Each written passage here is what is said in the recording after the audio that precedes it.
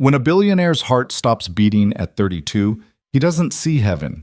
He sees the face of the woman who vanished 5 years ago. The same woman who's about to walk through a restaurant door and shatter everything he's rebuilt. Welcome to a story about second chances that nobody asked for, connections that money can't buy, and the brutal truth that sometimes survival means abandoning the people who need you most. If you're watching from anywhere in the world, drop your city in the comments below. I want to see how far this story travels. Hit that like button, and let's begin where most lives end, with a heart that refuses to quit. The human heart beats roughly 100,000 times a day. Nathan Coles stopped at 9:47 p.m. on a Tuesday in his home office, surrounded by floor-to-ceiling windows that showcased a city he'd conquered but never actually seen. He didn't clutch his chest dramatically like they do in movies. There was no theatrical gasp, no reaching toward the light. One moment he was reviewing acquisition documents for a tech startup in Singapore, and the next his vision tunneled, his lungs forgot how to pull air, and the expensive Persian rug rushed up to meet his face. The last coherent thought he had before everything went dark was absurdly mundane. I left my coffee mug on the contract. Then nothing. Then everything. Pain exploded through his chest like someone had replaced his rib cage with broken glass. His body convulsed once, twice, dragging oxygen back into lungs that had decided they were done. The ceiling came into focus. Recessed lighting he'd paid a designer $18,000 to install and had never really looked at until this exact moment. Nathan lay there, sprawled on the floor of his office, heart hammering irregularly, and thought, this is how it happens. This is how you die alone in a room full of expensive things. He was 32 years old. He had one, $7 billion in assets. A daughter sleeping 2 floors above him, and absolutely nobody who would check on him until his assistant arrived at 7 a.m. tomorrow. The realization didn't come with sadness, just a kind of flat recognition, like finally reading the terms and conditions after years of clicking agree. His phone was on the desk, 3 feet away. Might as well have been 3 miles. Nathan concentrated on breathing, in, out, and waited for his body to decide whether it was going to keep working or call it quits. 5 minutes passed, then 10. The irregular thunder in his chest gradually steadied into something resembling a normal rhythm. Nathan pushed himself up to sitting, back against the leather couch, and pressed his palm against his sternum where a dull ache had settled in like an unwelcome tenant. "Daddy?"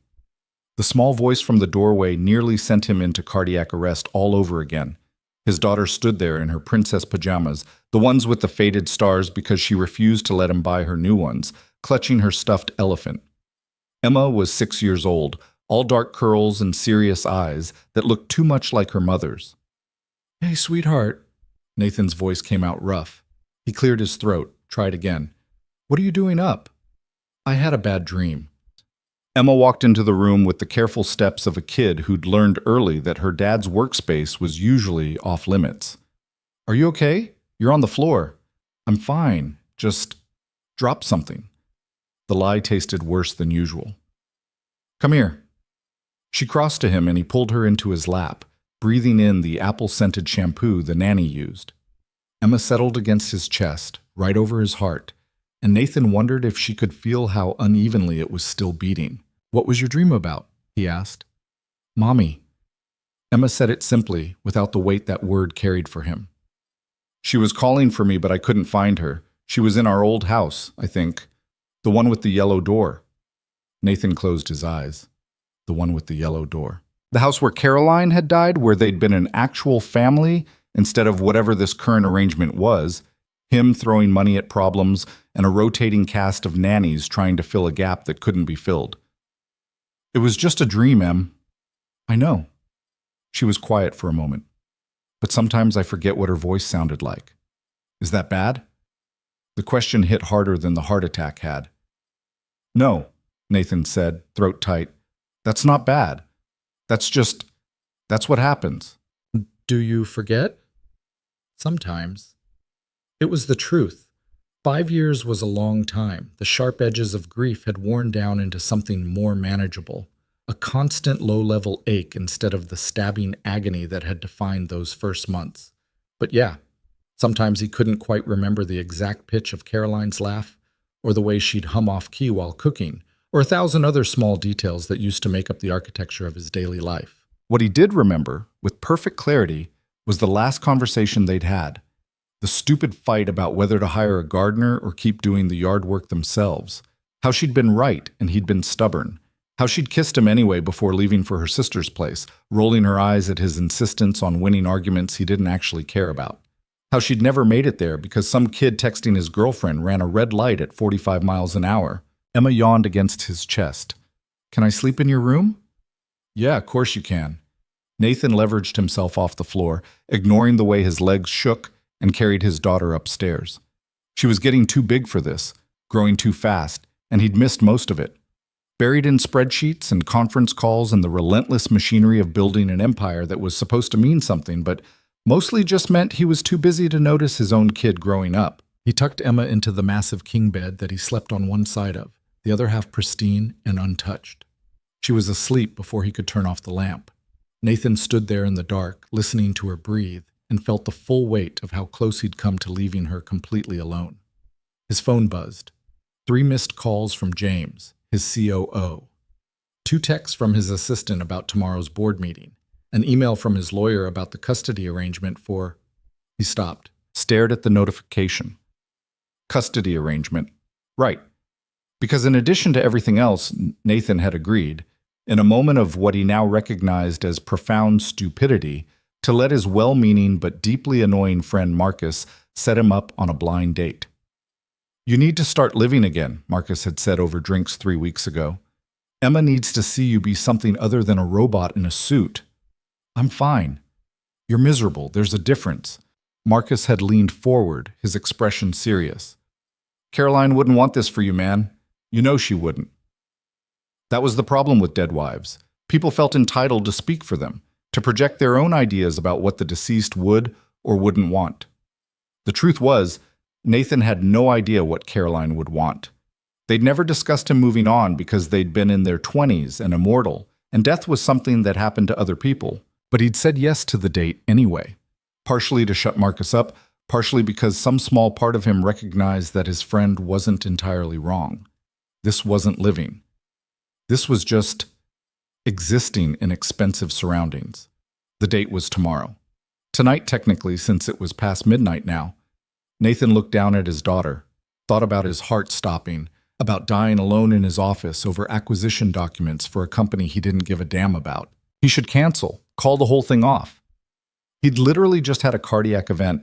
Did people still say cardiac event, or was there some other term? He should probably see a doctor. Get his heart checked out.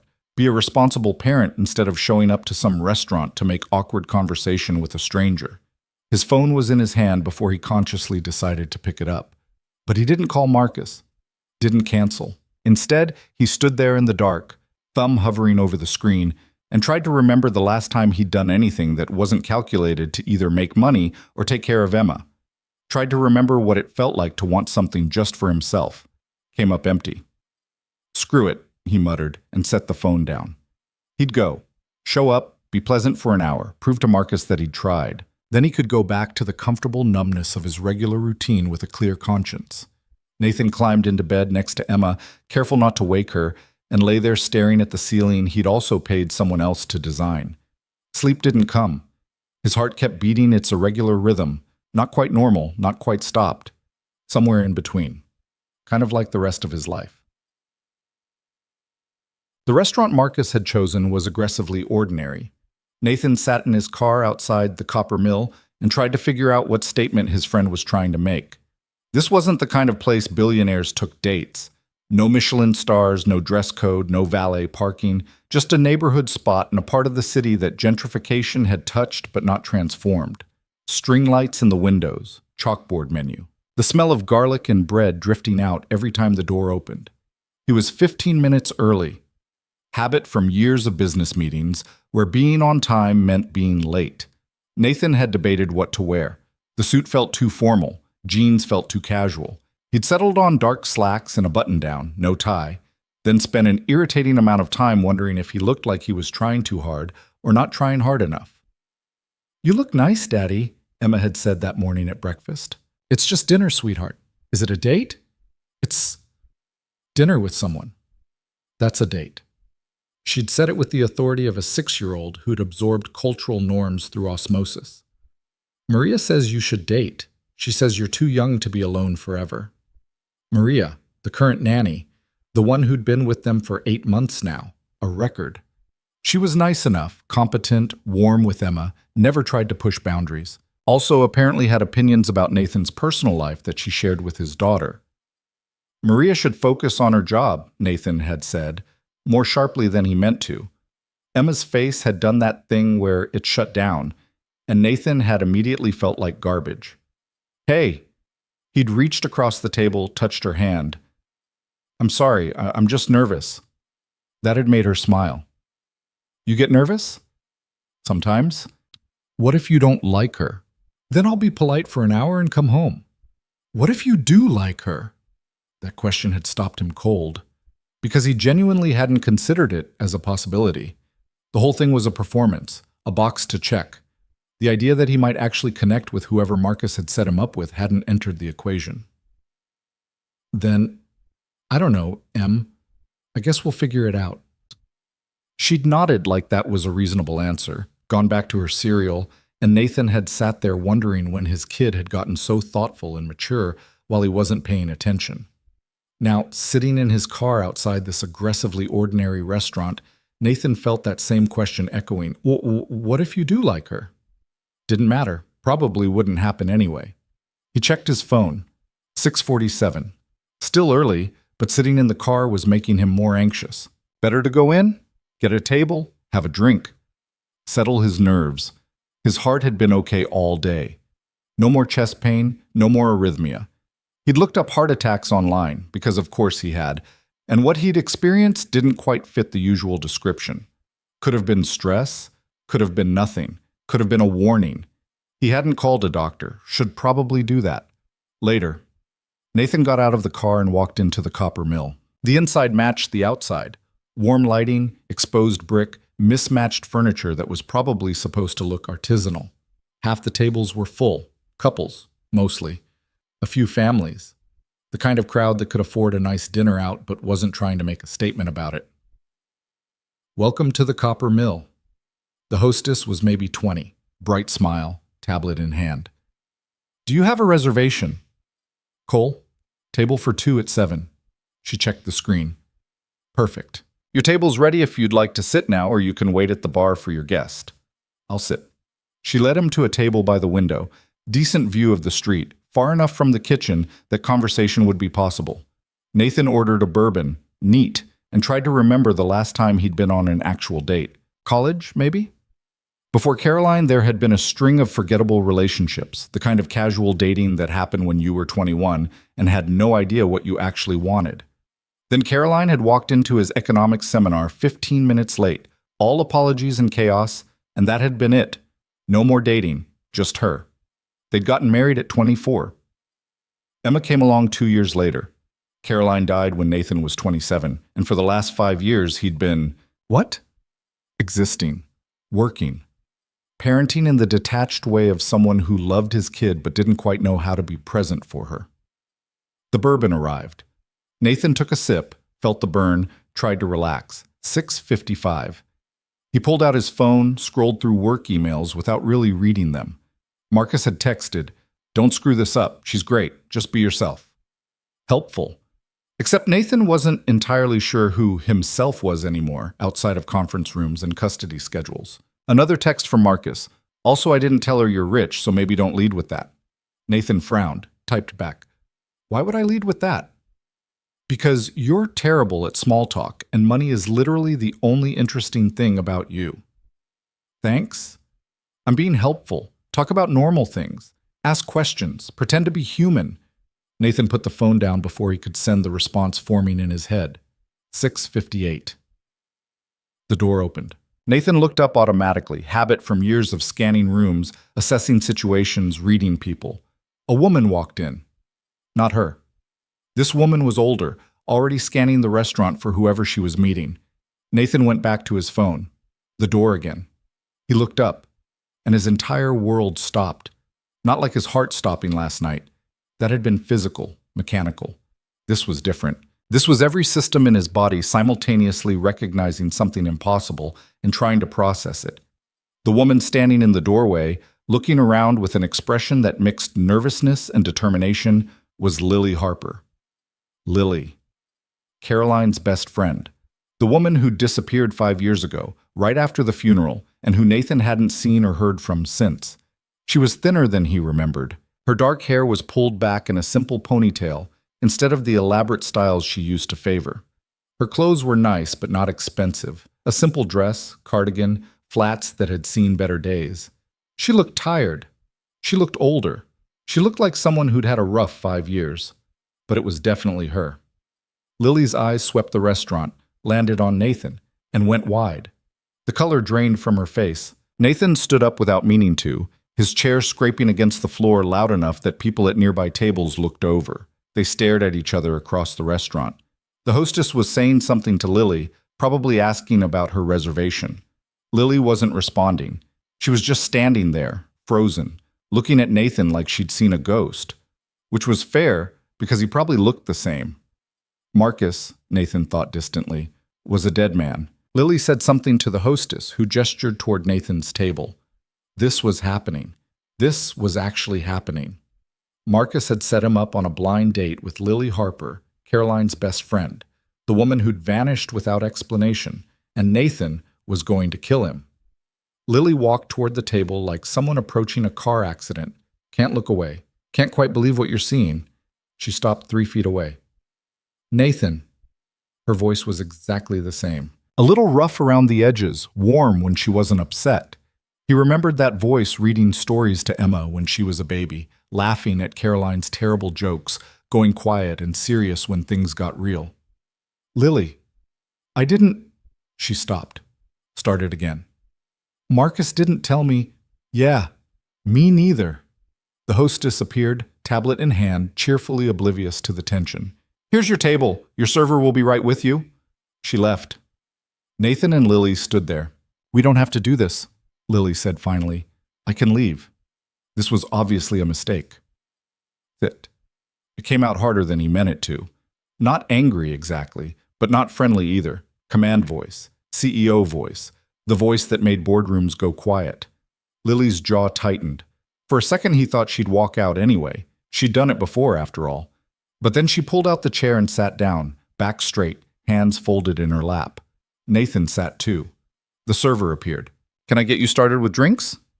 Water, Lily said. Just water. The server looked at Nathan. Another bourbon. He was going to need it. The server left.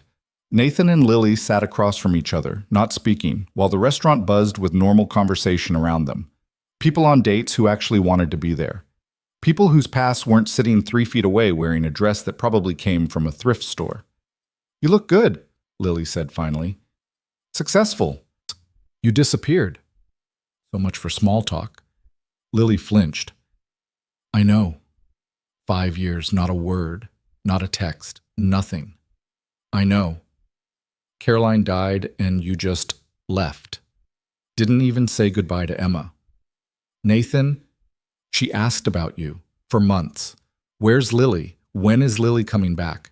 And I had no idea what to tell her because her mom was dead and her favorite person after her mom just vanished. Lily's eyes were bright, not quite crying, but close. I couldn't what? Send a text, make a phone call, show up for the people who needed you? I had nothing. The words burst out of her, loud enough that the couple at the next table looked over. Lily lowered her voice. I had nothing, Nathan. No job, no money, no place to live. I was drowning, and I couldn't be there for Emma when I couldn't even be there for myself. So you ran? Yes, I ran. She met his eyes. I'm not proud of it, but yes. I ran because staying would have broken me completely, and I was already barely holding together. The server returned with their drinks, set them down, asked if they were ready to order. Nathan waved him away without looking. He picked up his bourbon, drained half of it. Lily took a sip of water with shaking hands. Why are you here? Nathan asked. Tonight. This restaurant. Did you know it was me? No, Marcus just said... She stopped. He said he knew someone who I might get along with. Someone who'd been through loss and understood. I thought he meant another widower or something. I'm not a widower. I know what you are. The way she said it stung, like she could see straight through the expensive clothes and the controlled exterior to the hollow thing underneath. You know what Marcus is, right? Lily continued. He was always terrible at boundaries, always thought he knew better than everyone else what they needed. That was true. Marcus meant well, but had the subtlety of a brick through a window. He should have told us, Nathan said. Yeah, he should have. Lily turned her water glass around, not drinking, just needing something to do with her hands. For what it's worth, I'm sorry. About disappearing. About not being there for Emma. About all of it. That doesn't fix anything. I know. They sat in silence. The thing was, Nathan realized, he wasn't even that angry. He should be. He had every right to be. But mostly he just felt tired and confused, and like the universe was playing some kind of cosmic joke. What have you been doing? He asked. These 5 years. Lily laughed, but there was no humor in it. Surviving, mostly. I worked retail for a while, waitressed, did some temp office work. Currently I'm managing a coffee shop in Riverside. It's not glamorous, but it pays rent. You went to law school. Yeah, didn't finish, couldn't afford it after... She trailed off. After everything. After Caroline died, she meant. After the person who'd been helping pay for her education was gone and Lily had nothing and nobody, and had apparently decided that burning bridges was easier than asking for help. You could have come to me, Nathan said. I would have helped. That's exactly why I couldn't come to you. Lily looked at him, really looked at him, and her expression was complicated. You had just lost your wife. You had a baby to take care of. The last thing you needed was your dead wife's broke friend showing up asking for money. I would have helped anyway. I know. That's what made it impossible. Nathan didn't know what to say to that. The server came back. Third time. He looked nervous now, like he could sense this dinner was going badly and wanted to escape. Should I come back later? He asked. Give us a minute, Nathan said. The server fled. We should probably order something, Lily said, or leave. People are staring. They weren't, actually, but Nathan understood the impulse. This whole situation felt like a spectacle, even though they were just two people sitting at a table having a conversation. Are you hungry? He asked. Not really. Me neither. But neither of them moved to leave. How's Emma? Lily asked quietly. And there it was, the question that actually mattered. She's good, smart, too serious for 6 years old. She looks like Caroline. Lily smiled, and for the first time since she'd walked in, it reached her eyes. I bet she's beautiful. She is. Nathan pulled out his phone, found a recent photo. Emma at her school's art show, standing proudly next to a painting of what was supposedly their house but looked more like a colorful blob. He turned the screen toward Lily. Her expression crumpled. Oh, she said softly. Oh, Nathan. She's perfect. Yeah. Lily looked at the photo for a long moment, then handed the phone back. Does she remember me? Sometimes. Less than she used to. That's probably for the best. Is it? Lily didn't answer. The restaurant buzzed around them. Normal people having normal dinners. Nathan felt like he was in a different universe entirely. I should go, Lily said. She started to stand. Wait. She paused. Nathan didn't know what he wanted to say, didn't know why he'd stopped her. This whole thing was a disaster. They should both leave, go back to their separate lives, pretend this hadn't happened. But his heart had stopped last night, and he'd woken up this morning with the strange, unsettling feeling that he was supposed to be paying attention to something, that the universe was trying to tell him something. Maybe this was it. Sit, he said. Please. Lily hesitated, then lowered herself back into the chair. I don't know what this is, Nathan said slowly. I don't know why Marcus thought setting us up was a good idea, but you're here, I'm here, and maybe... He stopped. Maybe we could just eat dinner, talk, figure out what the hell happened to us these last 5 years. That's a terrible idea. Probably. It won't change anything. No. I'm still broke. You're still... She gestured at him, at his expensive watch and his tailored clothes and everything about him that screamed wealth. You. Yeah. Lily studied him. Whatever she was looking for, Nathan didn't know if she found it. "One dinner," she said finally. "Then we go back to our lives." One dinner. It was a lie. They both knew it was a lie. You didn't sit down with ghosts from your past and walk away unchanged. But Nathan nodded anyway, and Lily stayed in her chair, and when the server came back, they actually ordered food. And for the first time in 5 years, Nathan felt something that wasn't numbness or grief or obligation. He felt awake. They ordered without looking at the menu. Lily got the cheapest entree, Nathan noticed, and he got whatever the server recommended. Neither of them cared about the food. "So," Lily said after their third awkward silence in as many minutes. "Billionaire. That's new." "Not really. The company was doing well when Caroline—" He stopped. "When she died. I just kept working. It grew." "It grew," Lily repeated, "like a plant you forgot to water but somehow turned into a tree." Something like that. "What do you do exactly? I mean, I know it's tech, but we build software infrastructure for hospitals, electronic medical records, patient management systems, data analytics, the boring stuff that keeps healthcare running." "That doesn't sound boring." "It is. Trust me." Lily smiled a little. "You always were terrible at talking yourself up. Caroline used to handle that part." The name hung between them. "She'd be proud of you," Lily said quietly. "Building something that helps people. That was always important to her." Nathan looked down at his bourbon. "She'd be pissed that I work 70-hour weeks and barely see Emma." "Yeah, she would." The honesty was startling, but also kind of refreshing. Most people tiptoed around Caroline's memory, treated her like a saint instead of a real person who would have had strong opinions about how Nathan was screwing up their daughter's childhood. "What about you?" Nathan asked. "Coffee shop manager? That what you want to be doing?" Lily laughed. "No, but it's steady work and my boss is decent and I get health insurance. That's more than I had for a while." "You never went back to school?" "Couldn't afford it. Student loans from the first time around are still crushing me." She said it matter-of-factly, like she was commenting on the weather. "Turns out law school debt doesn't care if you didn't finish." Nathan wanted to offer to pay it off. The impulse was immediate and strong. He could solve that problem with a single phone call. Wouldn't even notice the money, but Lily had already said she couldn't take his help 5 years ago. Probably still couldn't. "That sucks," he said instead. "Yeah, it does." Lily took a sip of water. "But I manage. I've got a small apartment in Riverside. It's nothing fancy, but it's mine. I work, I pay my bills, I survive.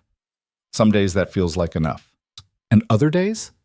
"Other days I wonder what I'm doing with my life and whether any of it matters." She met his eyes. "But I'm guessing you know something about that." He did. The food arrived. Lily had ordered pasta. Nathan had some kind of fish. They picked at their plates more than 8. "Emma really asked about me?" Lily said after a while. "All the time. For the first year, at least." "What did you tell her? That you had to go away? That you were dealing with your own stuff? That it wasn't her fault?"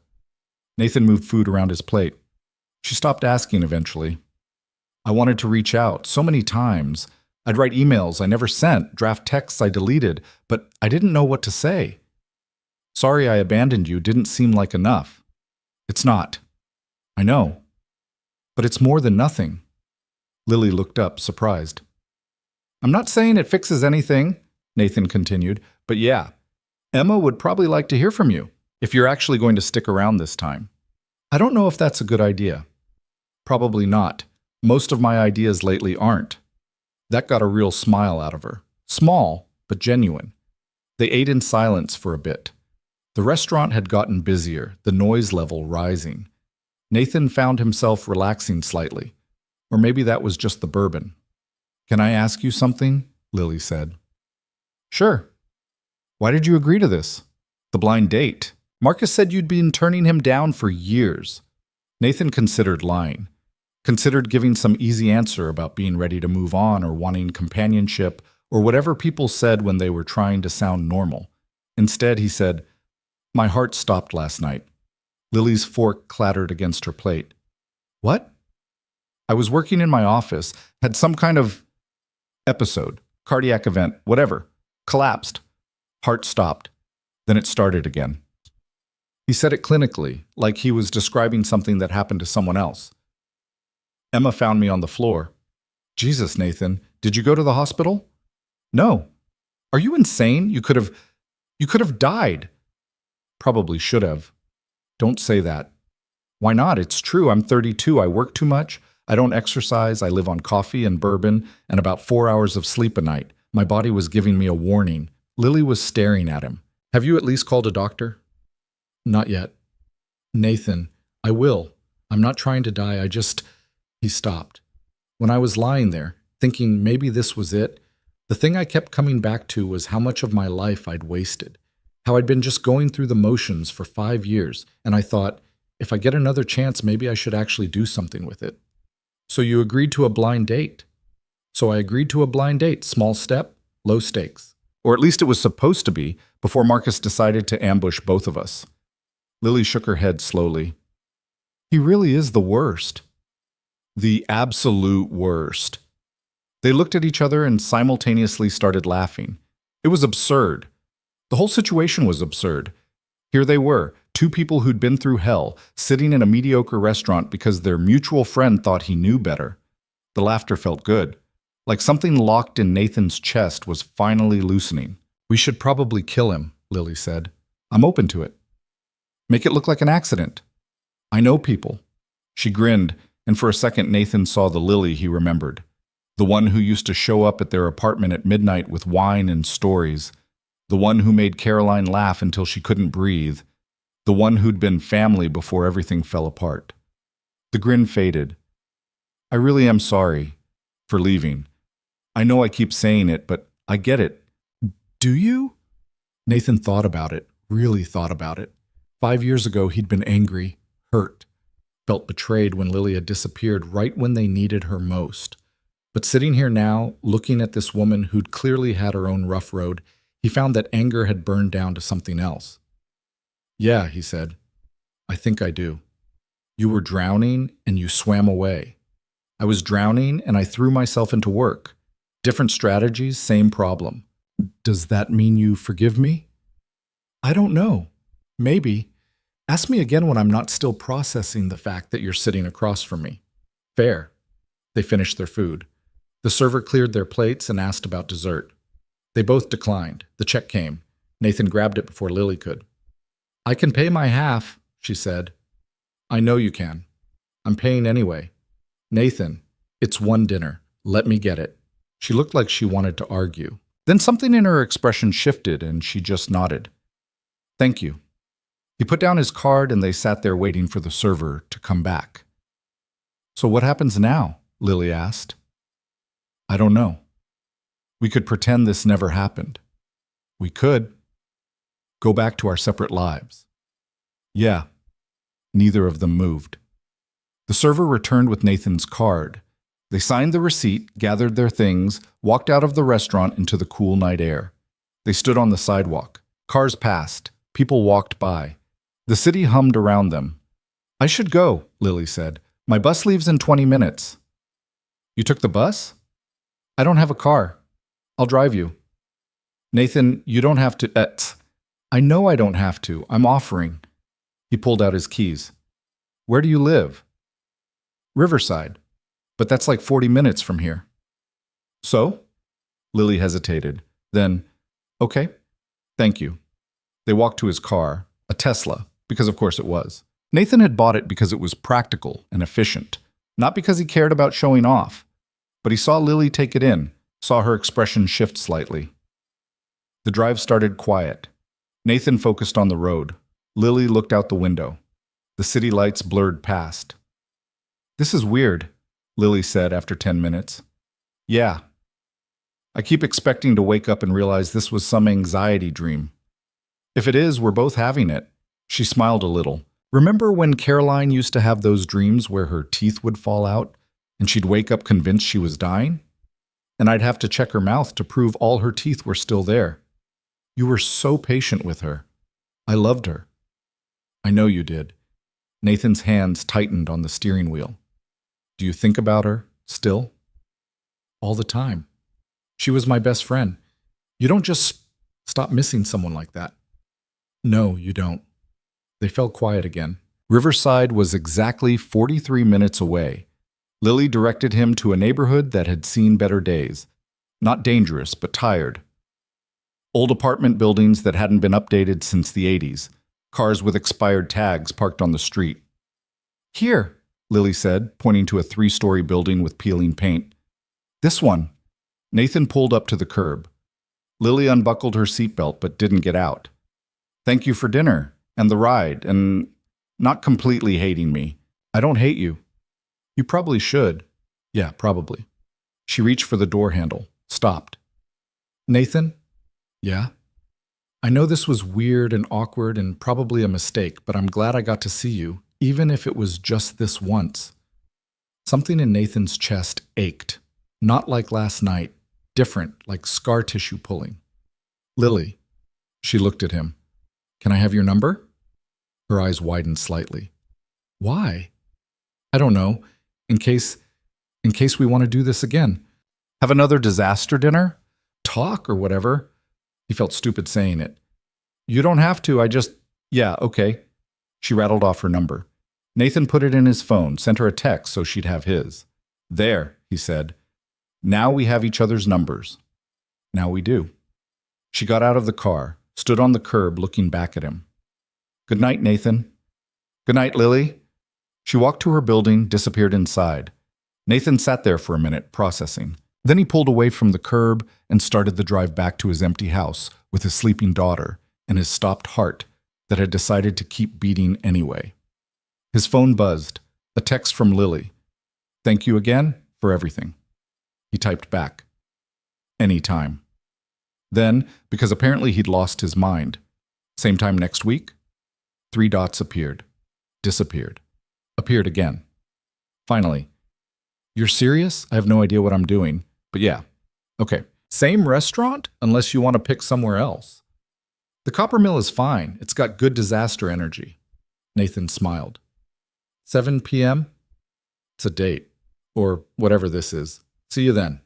He put his phone down and drove home, feeling something he hadn't felt in 5 years. Like maybe, possibly, life wasn't entirely over. Like maybe there was something worth waking up for beyond obligation and routine. Like maybe his heart had stopped for a reason, to make him pay attention to what started beating again when it did. The week crawled by like it had somewhere better to be but couldn't quite get there.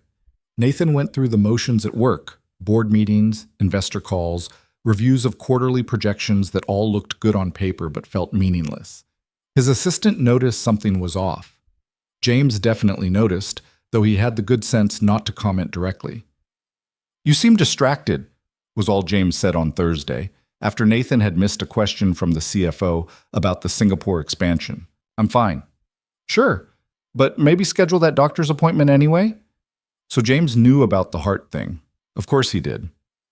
The man had worked for Nathan for 4 years and had an unsettling ability to know things without being told. I'll handle it. That's what you said Monday, and Tuesday, and Wednesday. Nathan had looked up from his laptop, ready to snap, but James was already walking out of the office with that infuriating smirk that meant he knew he was right. The appointment got scheduled. Friday afternoon squeezed between a lunch meeting and a conference call with Tokyo. The doctor was young, efficient, and deeply unimpressed with Nathan's casual approach to cardiac events. So you felt your heart stop, Dr. Chen said, reviewing the EKG results that showed exactly nothing useful, and you waited 5 days to come in. I've been busy. Busy. She said it like he'd just told her he believed in Santa. Mr. Cole, cardiac arrest at 32 isn't busy. It's a warning sign that your body is failing. The EKG looks normal. Right now, yes, but stress-induced events don't always show up on standard test. She closed his chart. I'm ordering a stress test, echocardiogram, and blood work, and I'm strongly suggesting you reduce your work hours, improve your sleep, and consider therapy. Therapy. For the stress that's literally stopping your heart. Nathan had left with a stack of referral forms he had no intention of using and a prescription for anxiety medication he definitely wasn't going to fill. The stress test was scheduled for next week. He'd show up, pass it, prove his heart was fine, and everyone could stop treating him like he was made of glass. Emma had been watching him all week with those 2 serious eyes. Are you sick? She'd asked Tuesday night. No, sweetheart, why? Maria says you went to the doctor. Of course she did. Maria, the nanny who apparently had opinions about everything and no filter about sharing them with a 6-year-old. Just a checkup. But you never go to checkups. She wasn't wrong. Nathan avoided doctors the way most people avoided tax audits. I'm being more careful now, he'd said, which was close enough to true. Because of your date? That had caught him off guard. What? The lady you had dinner with. Are you being more careful because of her? Nathan had no idea how to answer that. The truth was complicated. Yes, seeing Lily had shaken something loose in him, made him aware of how much he'd been sleepwalking through his own life. But correlation wasn't causation, and he wasn't about to explain to his 6-year-old that sometimes it took your heart stopping and a ghost from the past appearing to make you wake up. I'm being more careful because I want to be around for you, he'd said instead. Emma had considered this. Are you going to see her again? Maybe. Do you like her? I don't know her well enough to know if I like her. That's what dates are for, to figure out if you like someone. She'd said it with the confidence of a child who'd absorbed relationship advice from TV shows. Maria says, what else does Maria say? Emma had gotten that look that meant she knew she'd said too much. Just stuff about how it's okay for you to date, that mom would want you to be happy. Nathan had pulled her into a hug before the conversation could go anywhere more painful. Mom would want us both to be happy, and we are, right?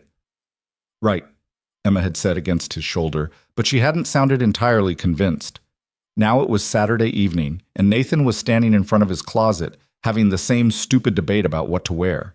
The suit was too much, jeans were too casual. He'd already worn those dark slacks and button-down combo last week. His phone buzzed. Lily. Still on for tonight? He typed back. Yeah. You? Unfortunately, yes, this is a terrible idea. Probably. See you at 7. Nathan stared at his closet for another 30 seconds, then grabbed jeans and a sweater. Screw it. If this was going to be a disaster, might as well be comfortable. Downstairs, Emma was in the living room with Maria, watching something animated and loud. She looked up when Nathan walked in. You look nice, she said. Thanks, Em. Is it the same lady? Maria glanced over, clearly interested despite her attempt to look focused on the TV. Yeah, same lady. What's her name? Nathan hesitated. He hadn't told Emma it was Lily, hadn't wanted to open that whole complicated box, but lying felt wrong. Lily. Emma's face did something complicated. Like, my Lily from before? Yeah, like that Lily. But she left. She did. But she's back now. Or, we're talking. It's complicated.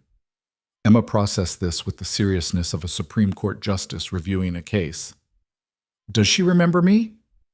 Of course she remembers you. She asked about you. What did you tell her? That you're smart and beautiful and too serious for a 6-year-old. That got a small smile. Can I see her? Maybe. Eventually. We're still figuring things out. Okay. Emma went back to her show, but Nathan could see the wheels turning. This was going to come up again, multiple times, with questions he didn't have answers to. Have fun on your date, Mr. Cole, Maria said, in a tone that was professionally neutral, but definitely amused. Thanks, Maria. And maybe stay out past 9 this time? Live a little? Nathan left before she could offer more unsolicited life advice. The drive to the copper mill felt shorter this time, less nerve-wracking, or maybe just differently nerve-wracking. Last week had been about facing a stranger. This week was about facing someone who knew him, or at least knew who he used to be. He arrived 10 minutes early again. Couldn't break the habit. But this time Lily was already there, sitting at the same table by the window, looking at her phone. She dressed up slightly more than last week. Dark jeans, a green blouse that brought out her eyes, hair down instead of pulled back. She still looked tired, but less like she'd been hit by a truck, more like she'd gotten actual sleep for once. Nathan walked over. Lily looked up, and her expression did something between a smile and a grimace. You came, she said. So did you. I almost didn't. Yeah, me too. They sat. The same server from last week appeared, recognized them, and looked almost worried. Back again? He said carefully. Apparently, we enjoy punishment, Lily said. 2 bourbons? The server asked Nathan. Just 1. And water. He was driving and also trying to be slightly less self-destructive. Lily? Wine. Red. Cheapest one you have. The server nodded and fled. Cheapest one? Nathan asked. I'm not letting you buy me expensive wine when I know what it costs. It's just wine. It's never just wine with you people. You people? Billionaires. The professionally wealthy. People who don't look at price tags. Nathan felt himself bristle. I'm not... Not what? Rich? Nathan, you're wearing a watch that costs more than I make in 6 months. He looked down at his wrist. The Omega he'd bought himself after the company's first major acquisition. He'd forgotten he was wearing it. It's just a watch. See? That right there, Lily pointed at him. You have no idea, do you, what it's like to actually worry about money? I grew up middle class. I remember what it was like. You remember, past tense. When's the last time you checked your bank account before buying something? Nathan opened his mouth, closed it. Exactly, Lily said. The server returned with drinks, set them down, disappeared quickly. Lily took a sip of wine, grimaced. Okay, this is actually terrible. Point taken about the cheap wine. Nathan felt the corner of his mouth twitch. Want to switch to something better? No, I'm making a statement. By drinking bad wine? By maintaining my principles in the face of your casual wealth. That's ridiculous. Your face is ridiculous. They stared at each other. Then Lily snorted, and Nathan felt the tension break. Sorry, she said. That was childish. Little bit. I feel weird about this. The money thing. Last week you paid for dinner and drove me home, and it was nice, but also I felt like a charity case. You're not a charity case. I literally let a billionaire buy me the cheapest pasta on the menu. You ordered what you wanted. I ordered what I could justify accepting. Nathan leaned back. So what do you want me to do? Pretend I'm not rich? Show up in a Honda and split the check? Maybe? I don't know. Lily rubbed her temples. This would be easier if you were an asshole. Rich assholes are easy. But you're being nice, and it makes me feel guilty for judging you. I can be an asshole if it helps. Please don't. One problem at a time. They sat there for a moment. The restaurant hummed around them, Saturday night crowd, louder than last week. Families, couples, friend groups, normal people doing normal things. Can we start over? Nathan asked. What? This conversation, this dinner, can we just start over? Pretend the first 5 minutes didn't happen? Lily considered. Okay, yeah, let's do that. Nathan picked up his bourbon, set it down, picked it up again. Hi, I'm Nathan. I'm bad at this. Hi, Nathan. I'm Lily. I'm also bad at this. What are you bad at specifically? Accepting help. Not being defensive, trusting that people aren't going to leave. She said it casually, but the words landed heavy. You? Letting people in. Admitting I'm struggling. Believing anything I do matters outside of work. He paused. Also, I apparently have a stress problem that's trying to kill me. Yeah, about that. Did you see a doctor? Yesterday? And I need a stress test and therapy and to work less, the usual. Lily watched him over her wine glass. Are you going to do any of that? The stress test, probably. The rest. Nathan shrugged. You're an idiot. Excuse me? Your heart stopped and you're still working 70-hour weeks? That's idiotic. I have responsibilities. You have a death wish. I have a company to run and a kid to provide for. Your kid doesn't need money. She needs a dad who's alive. Nathan felt his jaw tighten. You don't get to lecture me about parenting. You left. It came out harsher than he meant. Lily flinched like he'd slapped her. You're right, she said quietly. I don't get to lecture you. I'm sorry. They sat in uncomfortable silence. The server appeared. Ready to order? No, they said simultaneously. He left. I'm screwing this up, Nathan said. We both are. Why are we doing this? Lily laughed, sharp and humorless. I have no idea. Apparently we're gluttons for punishment. We could leave. We could. Neither of them moved. I don't want to leave, Nathan admitted. Me neither. Even though this is awful, Lily finished her terrible whine. Want to know something sad? This is still the best conversation I've had in months. That's depressing. Tell me about it. She signaled the server, pointed at her glass. Better wine this time. I'm abandoning my principles. The server looked at Nathan, who nodded. When he was gone, Lily leaned forward. Okay. New rule, no more fighting about money or the past or who gets to judge who. We're just two people having dinner. Can we do that? We can try. The better wine arrived. Lily took a sip, nodded approvingly. Tell me about Emma, she said. Really tell me. Not just that she's smart and serious. What's she like? Nathan felt something in his chest ease. This he could talk about. She's stubborn. Gets that from Caroline. Once she decides something, good luck changing her mind. He smiled despite himself.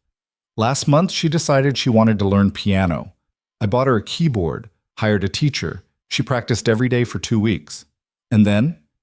Then she decided she actually wanted to learn guitar. The keyboard is collecting dust. Lily grinned. That's very Caroline. Yeah, she does that thing too where she tilts her head when she's thinking really hard about something. Exact same way Caroline used to. Does it hurt? Seeing Caroline in her? Nathan considered the question. Sometimes, but mostly it's comforting, I guess. Like Caroline's still here in small ways. She'd be proud of Emma. She'd be proud of what Emma could be if I wasn't screwing up the parenting part. You're not screwing it up. I'm barely there. I work constantly. I have a nanny raising her half the time. I missed her school play last month because I was in a meeting I could have rescheduled. But you're trying. That counts. Does it? Lily reached across the table, touched his hand briefly. Yeah, it does. The contact was brief, barely there, but Nathan felt it like an electric shock. She pulled back. Sorry, it's fine. They looked at each other. Your turn, Nathan said. Tell me about your life. The real version, not the sanitized one. Lily sat back. It's not very interesting. I doubt that. Okay, let's see. I wake up at 5 a.m. to open the coffee shop at 6. I work until 2. Then I go home to my apartment that's barely bigger than your closet. I eat dinner alone, watch TV, go to bed, repeat. That's it? That's it. No friends, no dates, no hobbies. I have coworkers I'm friendly with, and I read sometimes. Does that count as a hobby? Nathan thought about his own life, the work, the parenting, the expensive emptiness. Sounds lonely. It is. Lily said it simply. But it's manageable. I learned how to be alone after everything. It's not great, but it works. That's a terrible way to live, says the man who works 70 hours a week. Fair point. They ordered food, actually looked at the menu this time. Lily got something from the middle price range, not the cheapest, but not the most expensive. Progress. While they waited, Lily asked about the company. Nathan found himself actually explaining it, not just giving the elevator pitch he used for investors. The problems they were trying to solve, the hospitals they worked with, the satisfaction of building something that mattered, even if he'd lost sight of why it mattered somewhere along the way. Lily listened, asked good questions. She'd always been sharp. Nathan had forgotten that. Caroline used to joke that Lily could have run circles around half the lawyers at her firm if she'd finished school. Why didn't you? Nathan asked. Finish law school. Lily's expression shuddered. Money. Like I said. But there are loans, scholarships. You were good enough to get them. I was good enough when Caroline was helping me study, when I had a place to live and people who cared. After she died, Lily shook her head. I fell apart, stopped going to class, failed my exams. By the time I pulled myself together enough to try again, I was too far behind and too broke to catch up. I could have helped. We've been over this.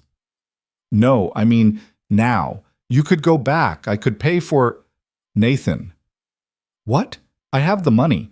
It's not like I'm using it for anything meaningful. I can't let you do that. Why not? Because... Lily stopped, started again. Because that's not how this works. Whatever this is, I'm not here for your money. I know that. Do you? Because it feels like every problem I mention, your solution is to throw money at it. Nathan felt frustration rising. What's wrong with wanting to help? Nothing, but there's helping and there's trying to fix people like they're broken. I don't need to be fixed. I didn't say you were broken. You implied it. I implied that you got dealt a shitty hand and maybe you deserve a chance to try again. With your money. It's just money. It's never just money. They were getting loud. People were looking. The server appeared, set down their food with the nervous energy of someone who'd wandered into a minefield. Lily took a breath. I appreciate the offer, really, but no. Why? Because I need to do it myself. If I ever go back, and that's a big if, I need to know I did it on my own terms. Not because some rich guy felt sorry for me. I don't feel sorry for you. Then what do you feel? The question hung there. Nathan didn't know how to answer. What did he feel? Guilt, definitely. For not being there 5 years ago when Lily had been drowning. Frustration that she wouldn't accept help. But also something else. Something he didn't have words for. I feel like you deserve better than what you got, he said finally. And I feel like maybe I could have done something about it if I hadn't been so buried in my own grief. Lily's expression softened. Nathan, we were all drowning. You, me, everyone who loved Caroline. You're not responsible for saving me. Maybe not, but I could have tried. You had Emma, you had a company, you had your own survival to worry about. So did you.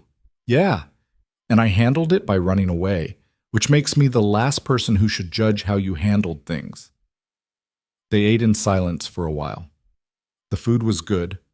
Better than last week, or maybe Nathan was just paying more attention.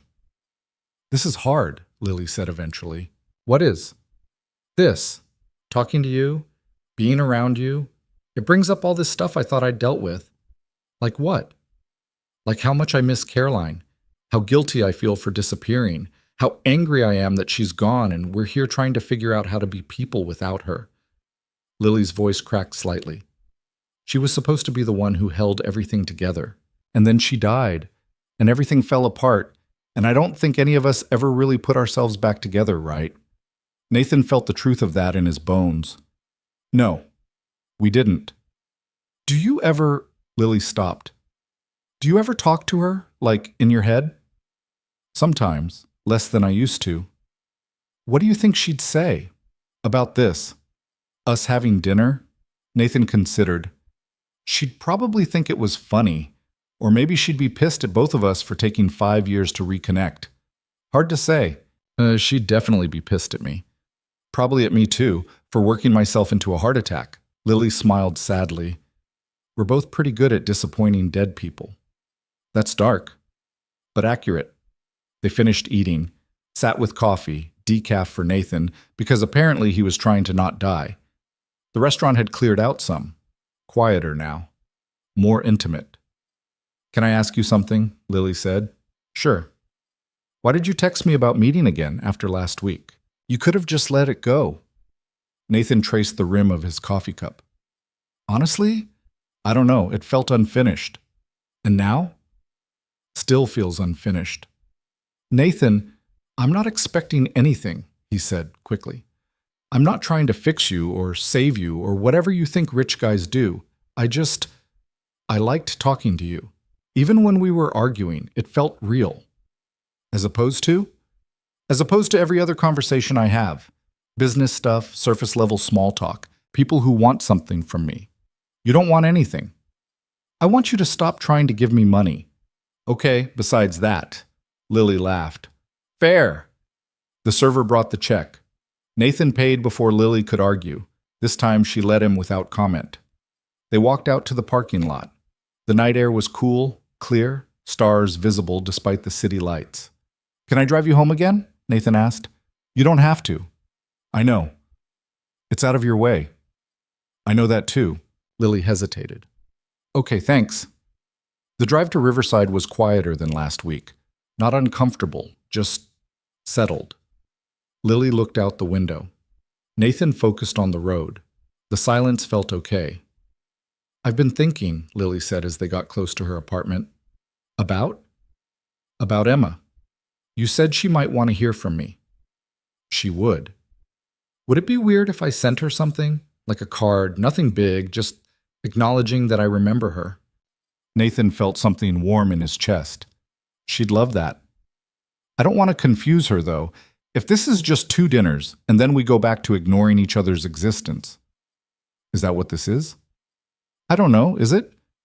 Nathan pulled up to her building, put the car in park, turned to look at her. I'd like to see you again, he said. If you want. Why?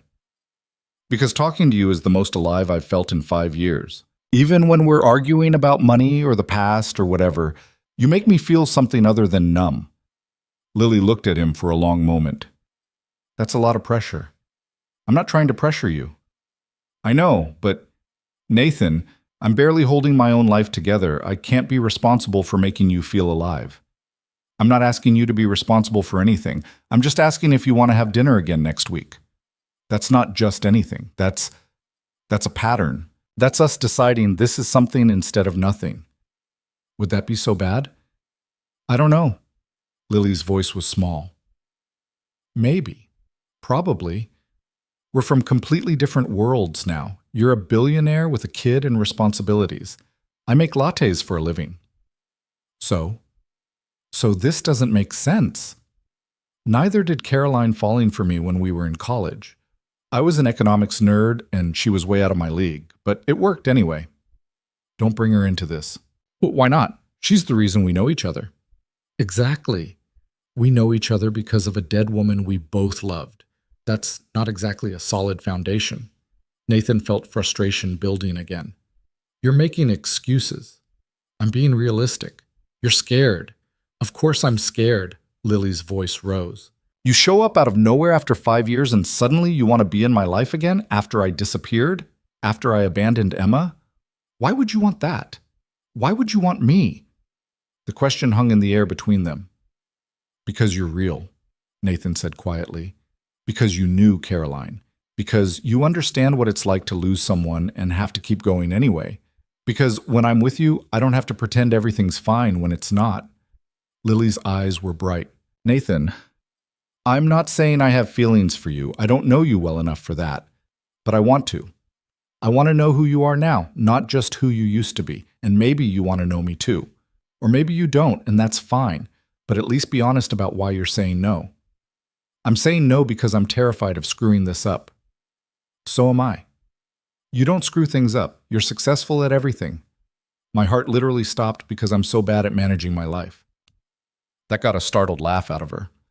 Okay, fair point. They sat there in the car, engine running, looking at each other. One more dinner, Lily said finally. Next week.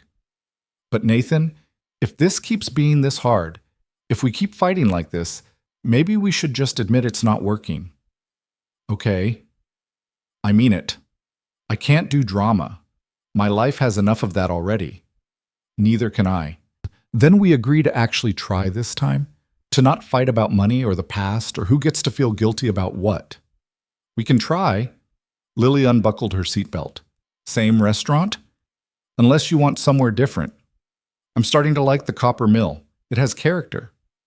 It has mediocre wine and a server who's afraid of us. See? Character.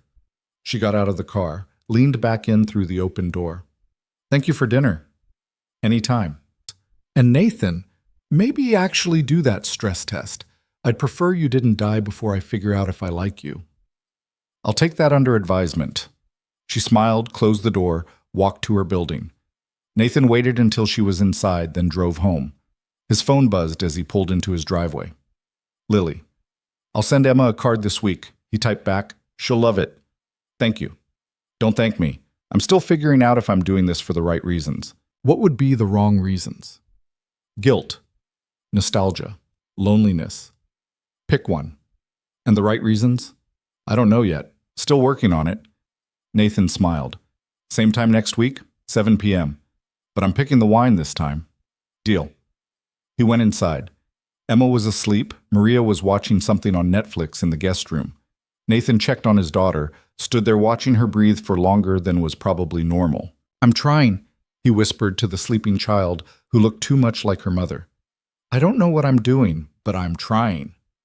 Emma didn't answer, just kept sleeping, peaceful, and unaware that her father was slowly, awkwardly, attempting to become a person again, instead of just a collection of responsibilities and regrets.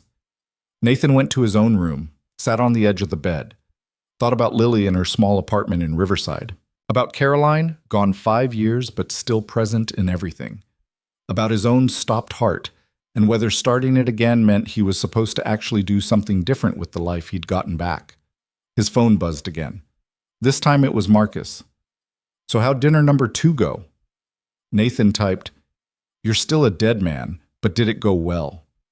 We didn't kill each other. That's progress. I'm a genius. You're an idiot who got lucky. Same thing. Dinner number 3 next week? Maybe. That's a yes. You're welcome." Nathan put the phone down before he could tell Marcus exactly where he could shove his matchmaking skills. But his friend wasn't entirely wrong. This whole thing was messy and complicated and probably a terrible idea, but it was something, an actual thing happening in his life that wasn't work or obligation or going through motions. Nathan lay back on his bed, stared at the ceiling he'd paid someone else to design, and wondered if maybe, possibly, this was what the universe had been trying to tell him when his heart stopped. Not that life was ending, but that it might be trying to start again. And maybe, for the first time in 5 years, he was ready to let it. The card arrived on Wednesday. Emma found it in the mail when Maria brought in the stack of bills and business correspondence that Nathan usually ignored until his assistant forwarded the important ones. She was sitting at the kitchen table doing homework when she spotted the envelope with her name on it, handwritten in unfamiliar curly letters. "Daddy, I got mail!" Nathan looked up from his laptop. He'd been working from home more this week, trying to prove to himself and everyone else that he could pull back without the company imploding. So far, it was working about as well as expected, which is to say he was still checking his phone every 5 minutes and had already rescheduled 2 meetings he could have handled remotely. "What is it?" Emma tore open the envelope with the enthusiasm of a kid who never got personal mail. Inside was a card with a watercolor elephant on the front. She opened it, read silently, and her face did something Nathan couldn't quite interpret.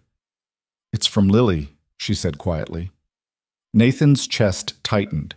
He'd known the card was coming. Lily had texted him Monday asking for the address, but seeing Emma hold it made everything suddenly real in a way the dinners hadn't been. "What does it say?" Emma read aloud, stumbling slightly over some words. "Dear Emma, I know it's been a long time since we saw each other. I think about you often and wonder what kind of person you're growing up to be. I bet you're smart and brave and kind, just like your mom. I hope someday we can be friends again. Love, Lily." She looked up. There's a P.S. It says, "I remember you loved elephants. I hope you still do." She was holding the card like it might disappear if she wasn't careful. "Do you remember her?" Nathan asked. "Kind of. I remember someone who smelled nice and read me stories, and she had long dark hair." Emma traced the elephant on the card. "Is she your girlfriend?" "No, we're friends. We're getting to know each other again." "But you have dinners with her." "Yes." "That's dating." "It's complicated." Emma gave him a look that said she didn't buy it. 6 years old and already fluent in adult nonsense. "Can I write her back?" she asked. Nathan felt something catch in his throat. "If you want to." "I want to." She got up from the table, card clutched in her hand, and ran upstairs. Nathan heard her bedroom door close. He sat there staring at his laptop screen without seeing it. His phone buzzed. "Lily, did the card arrive?" "Yeah, Emma's writing you back right now." "Oh, that was fast." She was excited. There was a pause, then, "I'm terrified I said the wrong thing." "You didn't. She loved it." "Are you sure?" "I'm sure." Another pause. "Okay. Good. I haven't been around kids in years. I had no idea what to write." "You did fine. Thank you for remembering the elephant thing. I remember a lot of things." Nathan stared at that message for a long moment before responding. "Me too." That night, Emma came down to dinner with a piece of paper folded into an envelope she'd made herself. She'd drawn flowers all over it in crayon. "Can we mail this to Lily?" she asked. "Sure, what did you write?" "It's private." "Okay." But Emma was bursting to share. "I told her I do still like elephants, and that I'm in 1st grade. and that Daddy says we might be friends again, and I think that would be nice. That sounds perfect. I also told her about my piano keyboard that I don't use anymore because I decided I want to learn guitar instead. Nathan smiled despite himself. I bet she'll like hearing about that. Do you think she'll write back? Probably. Good. Emma carefully set the envelope on the counter. Daddy? Yeah? Are you happy that Lily's back? The question caught him off guard. Emma was watching him with those serious eyes that saw too much. I don't know yet, Nathan said honestly. It's complicated, but I'm glad I'm talking to her again. Because you were sad after Mommy died. It wasn't a question. Yeah, I was really sad. Are you still sad? Sometimes, but less than I used to be. Emma nodded like this made sense. Maria says everyone's sad sometimes. But that's okay, because that's how feelings work. Maria's right. She says you need to have more feelings that aren't about work. Nathan made a mental note to have a conversation with Maria about boundaries. Oh, really? She says you're emotionally constipated. She said, what? Emma giggled. She didn't think I knew what that meant, but I asked Tommy at school, and he said it means you keep all your feelings inside like poop. Nathan rubbed his face. Okay, we're going to have a talk about appropriate things to say to 6-year-olds. But it's true though, right? You do keep your feelings inside. Emma, it's okay, Daddy. Lily probably helps with that, like emotional prune juice. We're done with this metaphor. But Emma was laughing, and Nathan found himself laughing too, even though he was definitely going to have words with Maria about her vocabulary choices around his daughter. They mailed Emma's letter the next morning on the way to school. Nathan watched her carefully place it in the mailbox like it was something precious. Think she'll get it soon? Emma asked. Probably by tomorrow. Good. Nathan dropped her at school, fielded the usual questions from the teacher about whether he'd be at the parent-teacher conference next week. Yes, he'd actually cleared his schedule this time, and drove to the office feeling lighter than he had in weeks. The feeling lasted until he walked into the building and James intercepted him with a tablet full of problems. Singapore deal is stalling. The CFO wants to push the timeline back 6 months. No, we agreed on Q2. They're getting cold feet about the integration costs. Set up a call. I'll handle it. Also, the board wants to meet about the expansion budget. When? Friday, 10 a.m. Fine. James followed him to his office. And you have your stress test at 2. Nathan had forgotten, or tried to forget. Reschedule it. No. James, you said you'd go. Your exact words were, fine, schedule it, I'll show up. So you're showing up. I have calls. I'll move them. There's a presentation. I'll handle it. Nathan glared at him. James stared back with the kind of calm that came from 4 years of managing Nathan's attempts at self-destruction. You're annoying, Nathan said. I'm effective. There's a difference. James set the tablet down. 2 p.m., Dr. Chen's office. Don't make me drag you there. He left before Nathan could argue. The stress test was exactly as unpleasant as Nathan expected. Electrodes stuck to his chest, treadmill ramping up to speeds that made his lungs burn, doctor watching monitors and making notes while Nathan tried not to die. You're in terrible shape for 32, Dr. Chen said afterward, reviewing results. Thanks. Very helpful. I'm serious. Your cardiovascular fitness is that of someone 20 years older.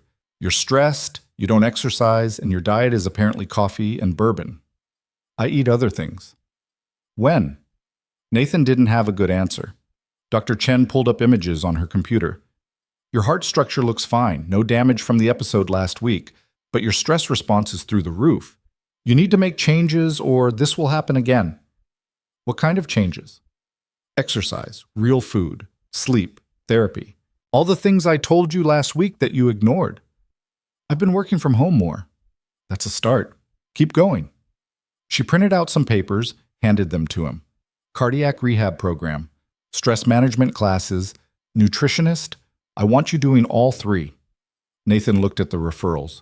This is a lot. Your heart stopping is also a lot. Pick your hard. He left with a folder full of information he'd probably ignore and a prescription for beta blockers he definitely wasn't going to fill, But he did schedule the first cardiac rehab session. Small steps. His phone buzzed on the drive back to the office. Lily. Emma's letter arrived. I'm crying in my coffee shop. Good crying or bad crying? Good. Mostly. She's so grown up. And her handwriting is adorable. She worked really hard on it, I can tell. She drew me a picture of an elephant. She draws a lot of elephants. It's perfect. Can I write her back? She'd love that. There was a pause, then, thank you for letting me do this. I know it's complicated. It's worth it. She's happy. So am I. Nathan stared at that message longer than he should while sitting at a red light. The car behind him honked when the light turned green. Saturday came faster than expected.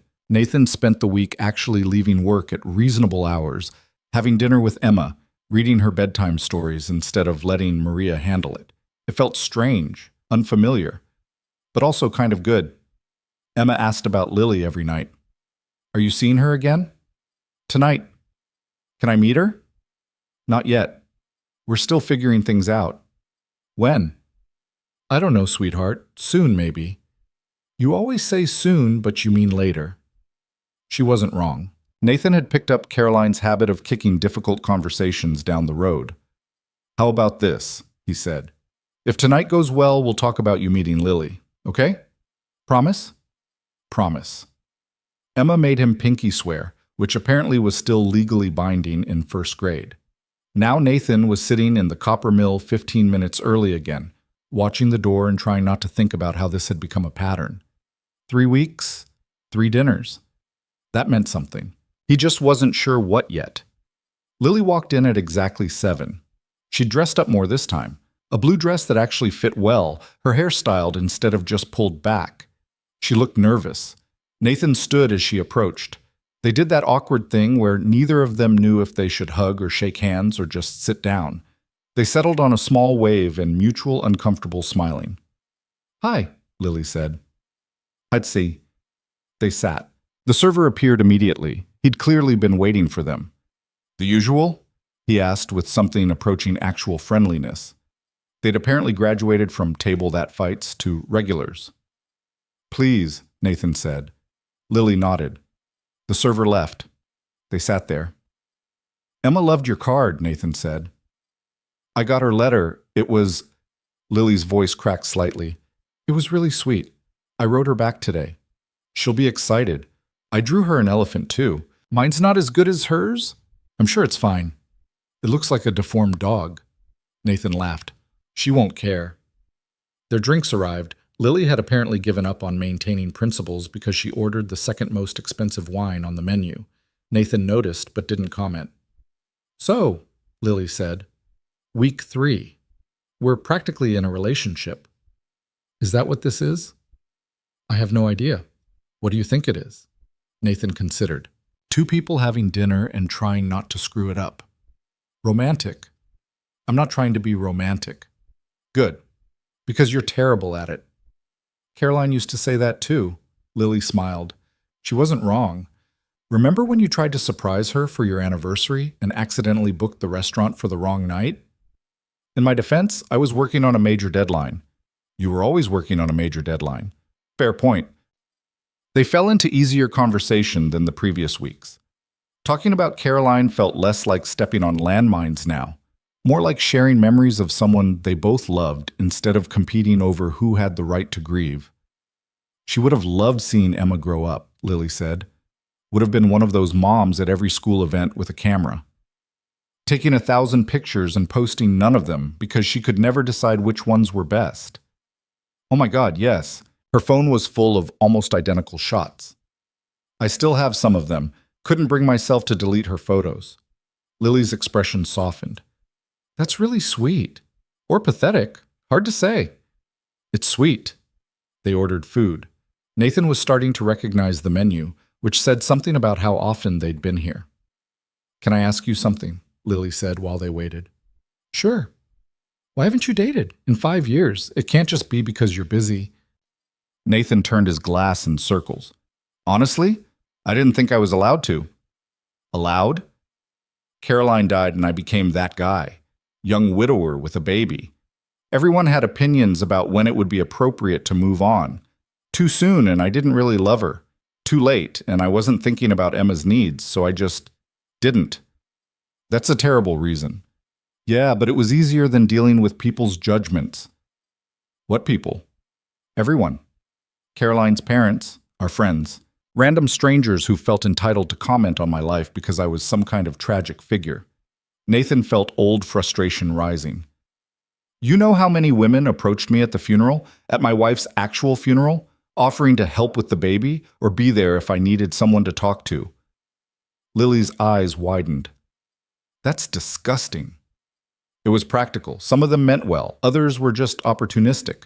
Either way, it made me feel like Caroline was barely cold and people were already trying to replace her. So you shut down. So I shut down. Lily was quiet for a moment. I get that. After I left, people kept asking if I was okay, if I needed anything, and all I could think was that if I accepted help, I'd have to explain why I needed it. And explaining meant admitting I'd failed, that I couldn't handle losing my best friend without completely falling apart. You didn't fail, didn't I? I dropped out of school, lost my apartment, ended up couch surfing for 6 months while I worked retail jobs that barely paid enough to eat. That's not failure. That's survival. It didn't feel like survival. It felt like drowning in slow motion. Nathan reached across the table without thinking, covered her hand with his. You made it through. That counts. Lily looked at their hands, didn't pull away.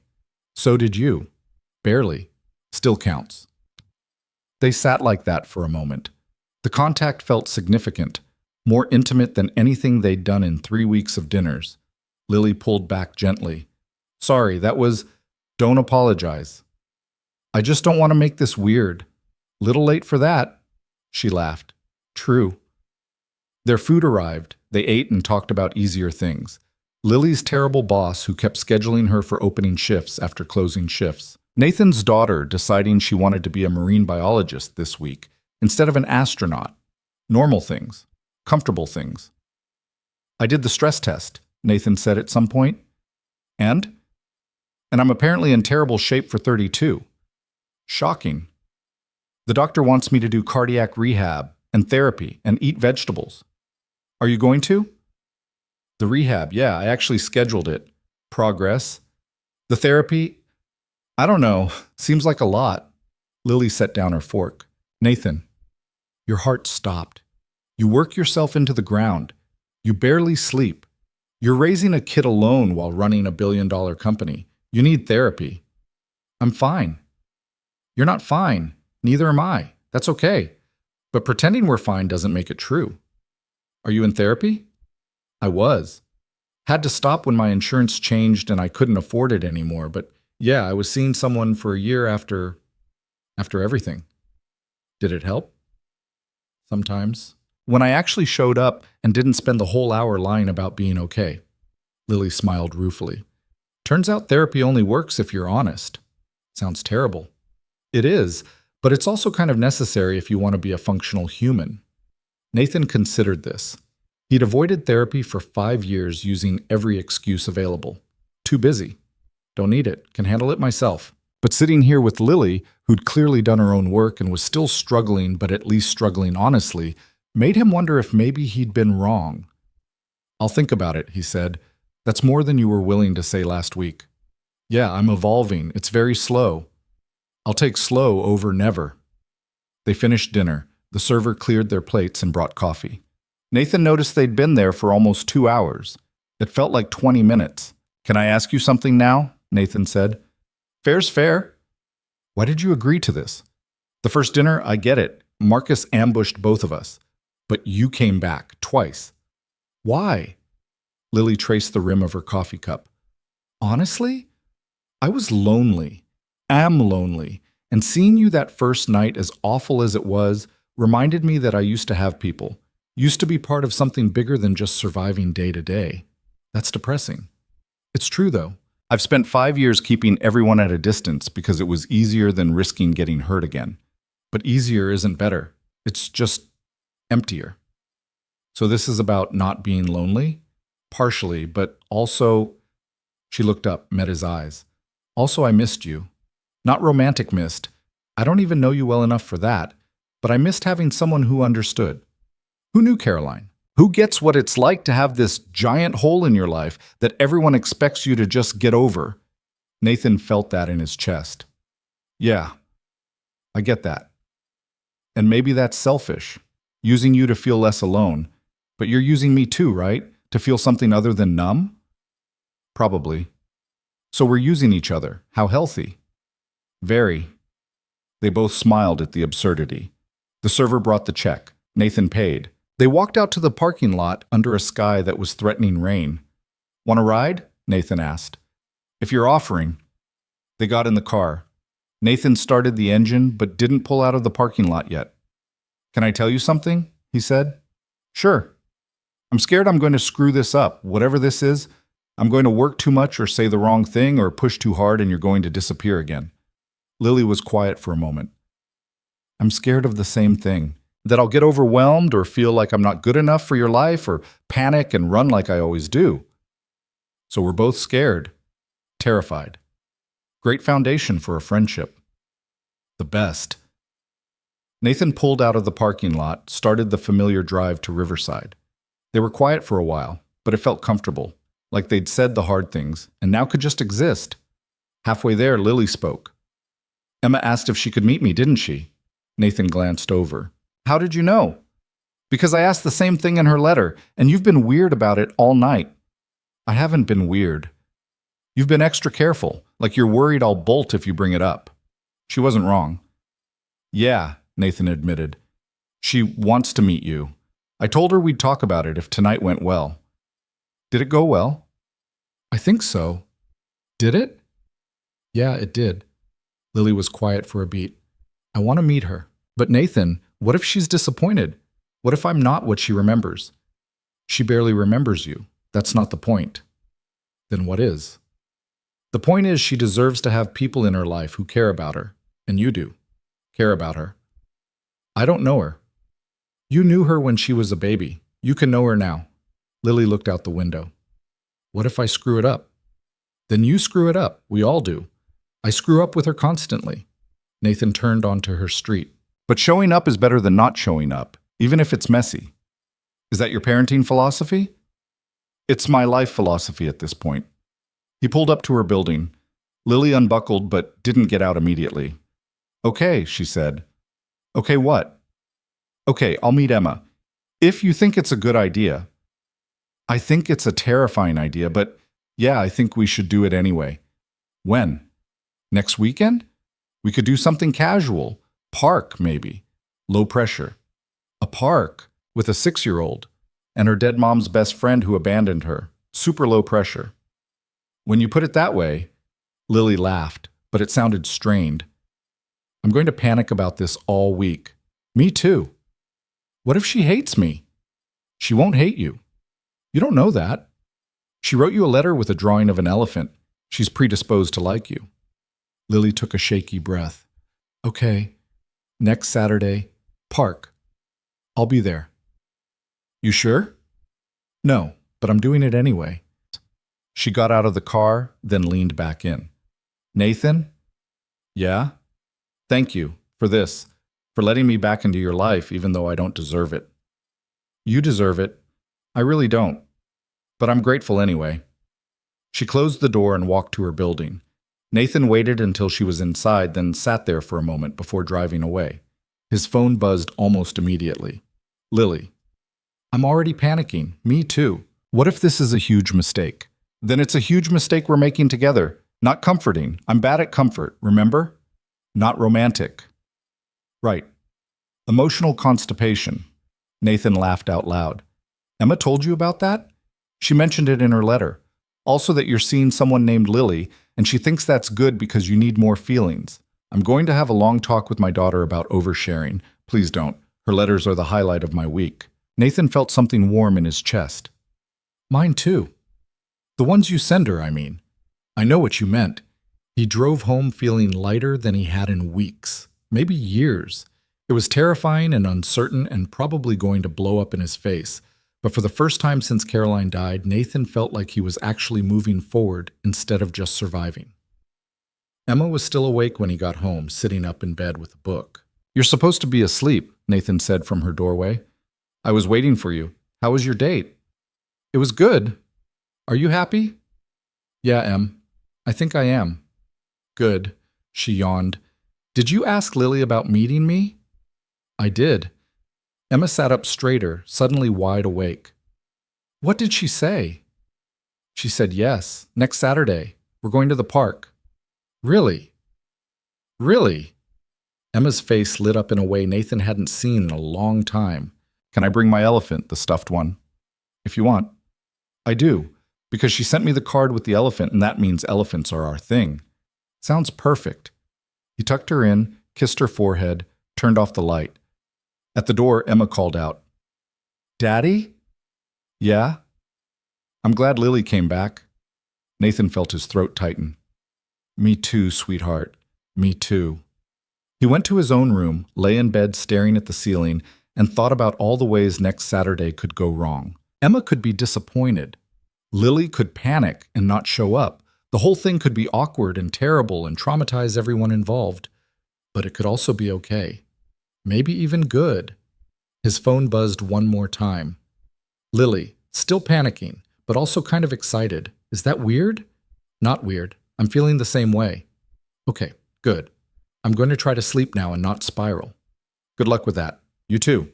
Nathan put his phone down and closed his eyes. For the first time in 5 years, he fell asleep thinking about the future instead of the past. And even though he was terrified, even though this whole thing could fall apart, he couldn't quite bring himself to regret it. His heart had stopped 2 weeks ago. Now it was beating for a reason.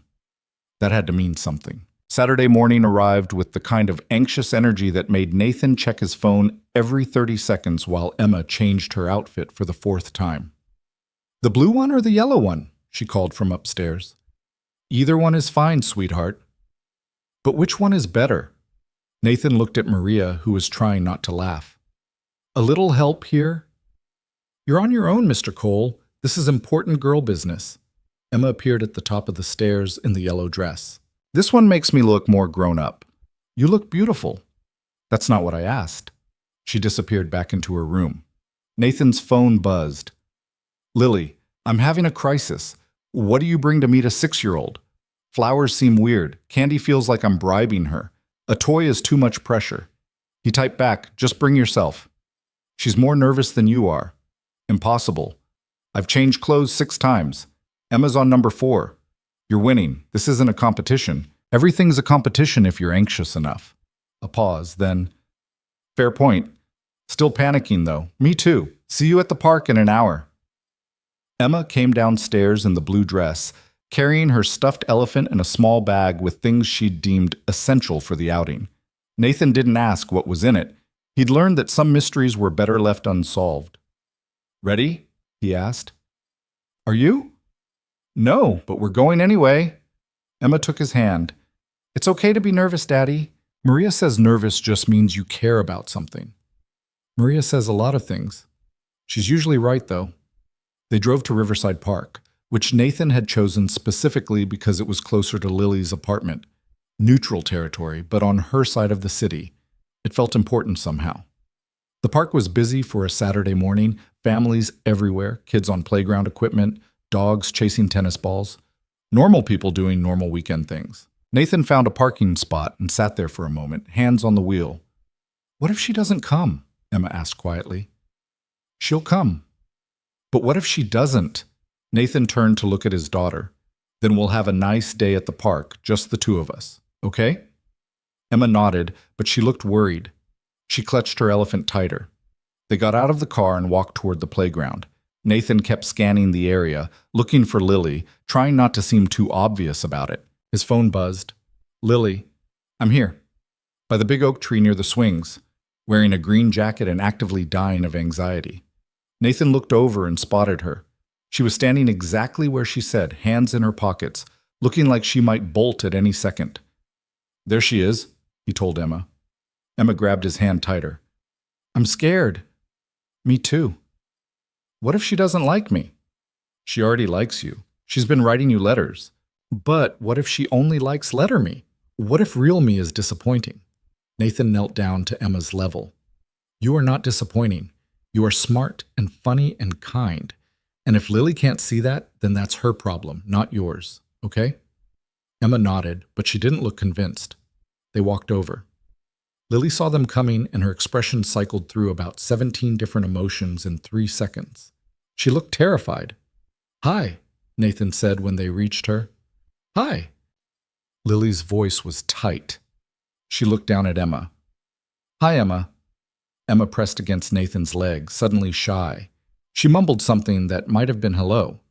This was already awkward. "Should we walk?" Nathan suggested. "Maybe get ice cream or something?" "Ice cream sounds good," Lily said, clearly grateful for a plan. They started walking along the path that wound through the park. Emma stayed glued to Nathan's side, not saying anything. Lily walked on his other side, also quiet. This was going great. "So," Nathan tried. "Emma, do you want to tell Lily about your elephant?" Emma held up the stuffed animal slightly. "His name is Peanut." "That's a great name," Lily said. "I got him when I was 3. He looks very well loved." Emma nodded. Silence.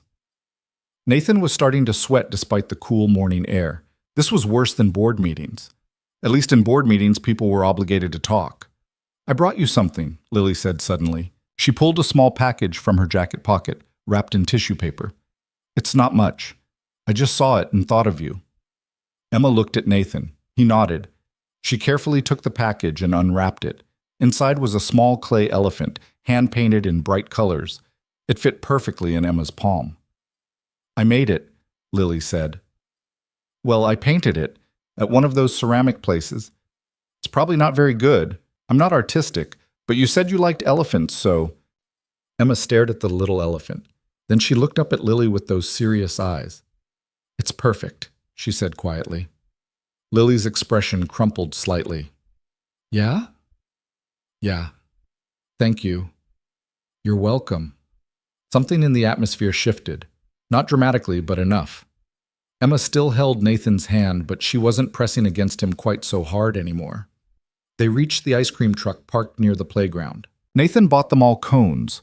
Chocolate for Emma, vanilla for himself, strawberry for Lily. They sat at a picnic table and ate in slightly less awkward silence. "Your dad tells me you want to learn guitar," Lily said after a minute. Emma perked up. "Yeah, I decided piano was too hard." "Guitar's pretty hard too." "I know, but it looks cooler." Lily smiled. "That's fair. I tried to learn guitar once, gave up after 2 weeks because my fingers hurt too much." "Really?" "Really. I was terrible at it." Emma seemed to consider this. "Daddy says you were in law school." "I was. I didn't finish, though." "Why not?" Nathan tensed, but Lily handled it smoothly. Life got complicated. Sometimes that happens. "Oh." Emma licked her ice cream. "Are you sad about it?" "Sometimes, but I'm okay now." "Good." They finished their ice cream. Emma asked if she could go play on the swings. Nathan said yes, and they walked over to the playground area. Emma ran ahead, already spotting other kids to play with. Nathan and Lily sat on a bench watching her. "That wasn't as terrible as I thought it would be," Lily said. "The bar was pretty low." "Still, she doesn't hate me." "Told you she wouldn't." Lily watched Emma climb onto the swing set. She looks so much like Caroline, the way she tilts her head when she's thinking. The serious expression. "Yeah." "Does it hurt seeing Caroline in her?" Nathan thought about it. "Used to. Now it's more bittersweet, like Caroline's still here in pieces." "That's a nice way to look at it." They sat in comfortable silence for a while. Emma was swinging high, laughing with a girl around her age. She looked happy, carefree in the way kids could be when they weren't worried about their dad's heart, or dead moms, or complicated adult emotions. "Can I ask you something?" Lily said. "Sure." What happens after this? We've been doing these dinners, and now this, and I keep waiting for you to tell me what you want from me." Nathan turned to look at her. "What do you mean?"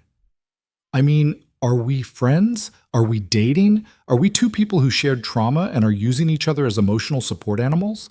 I don't know what this is, and it's making me crazy." "I don't know either." "That's not helpful." "I know." Nathan ran his hand through his hair. "Honestly, I'm just doing what feels right and trying not to overthink it." I'm incapable of not overthinking things. I've noticed. Lily smiled despite herself. So what feels right? This, sitting here, watching Emma play, talking to you, it feels more right than anything has in 5 years. That's not really an answer. It's the only one I have. Lily was quiet for a moment. I like you, I think. I'm not sure if it's romantic-like or just friend-like or trauma bonding-like, but I like spending time with you, and I like that you let me be a mess without trying to fix me. I like you too, and I have no idea what kind of like it is either. We're terrible at this. The worst. Emma ran over, breathless and excited. Daddy, can I show Lily my trick? What trick? The one where I jump off the swing. Absolutely not. But Daddy, you'll break your leg. Then I'll have to explain to Maria how I let you break your leg, and she'll give me that look that makes me feel like I'm 6. Emma giggled. She does have that look. She really does, Lily agreed. Fine, no jumping. Emma grabbed Lily's hand without warning. Come push me on the swings? Lily looked startled. Then she smiled. Okay. Nathan watched them walk back to the swing set together. Emma chattering about something, Lily listening and nodding. It looked natural, easy, like maybe this wasn't going to be the disaster he'd been bracing for. His phone buzzed. Marcus? How's the big meeting going? Better than expected. She brought Emma a ceramic elephant. That's adorable. I'm a matchmaking genius. You're an idiot who got lucky. I'll take it. Dinner at my place next Friday? You can bring both of them. Absolutely not. I'm not ready for group settings. You're never ready for anything. That's why I decide for you. Nathan put his phone away before Marcus could volunteer him for anything else. Lily pushed Emma on the swings for a solid 15 minutes. When they came back, Emma was flushed and happy. Lily's really good at pushing, she announced. I had practice, Lily said. I used to push you when you were little. Emma's eyes went wide. Really? Really? You used to squeal every time you went high. I still do that, I noticed. They stayed at the park for another hour. Emma showed Lily the monkey bars, the slide, the weird climbing thing that looked vaguely dangerous. Lily gamely tried everything, even though she was clearly not dressed for playground equipment. Eventually, Emma started to tire. The sugar crash from ice cream was setting in. Should we head out? Nathan suggested. Emma nodded, then looked at Lily. Can you come over? To our house? Nathan's brain short-circuited. That was not part of the plan. Oh, Lily said, equally caught off guard. I don't want to impose. You wouldn't be imposing, Emma said seriously. We have a really big house and Daddy's there all alone most of the time except for me and Maria. You could see my room and my elephant collection. Lily looked at Nathan, clearly asking for help. You don't have to, Nathan said quickly. Emma, Lily might have other plans. I don't actually, Lily admitted, have other plans, but if it's too much, please? Emma pulled out the big eyes. The ones that Nathan had never successfully resisted. He looked at Lily. She looked uncertain but not entirely opposed. If you want to, he said. No pressure. Lily took a breath. Okay, yeah, I'd like that. Emma cheered. The drive back to Nathan's house was surreal. Emma talked the entire time from the back seat, pointing out landmarks and telling Lily stories about school and her friends and everything else that popped into her 6-year-old brain. Lily listened and responded and seemed genuinely interested. Nathan focused on driving and tried not to panic about Lily seeing his house.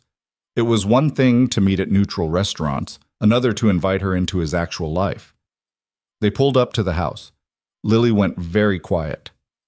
This is where you live? She asked. Yeah. Nathan, this is a mansion. It's just a house. It has a gate and a circular driveway. And is that a fountain? Technically, it's a water feature. That's a fountain. Emma unbuckled herself. Come on, I'll show you my room. She dragged Lily out of the car before Nathan could warn her about the overwhelming wealth on display. He followed them inside, seeing his house through Lily's eyes. The marble foyer, the ridiculous chandelier, the art that cost more than most people made in a year. It was too much. He knew it was too much. But it was also just where he lived. Maria appeared from the kitchen. Oh, hello. Maria, this is Lily, Nathan said.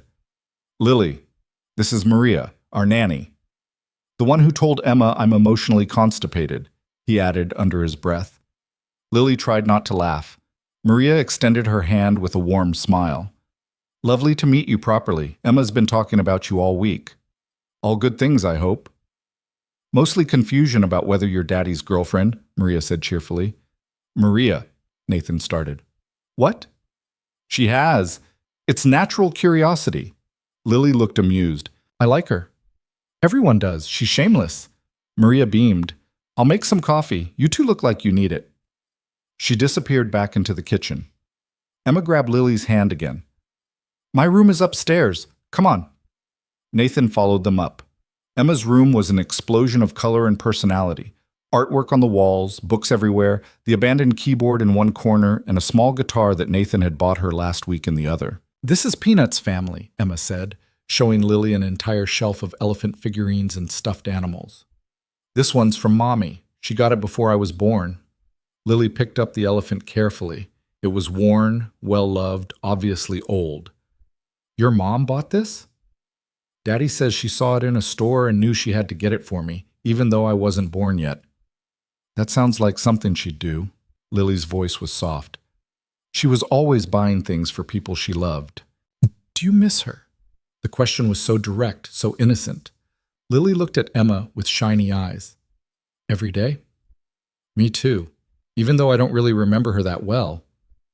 That's okay. I remember her enough for both of us, and your dad does too. Emma seemed satisfied with this. She showed Lily the rest of her room, narrating every important detail.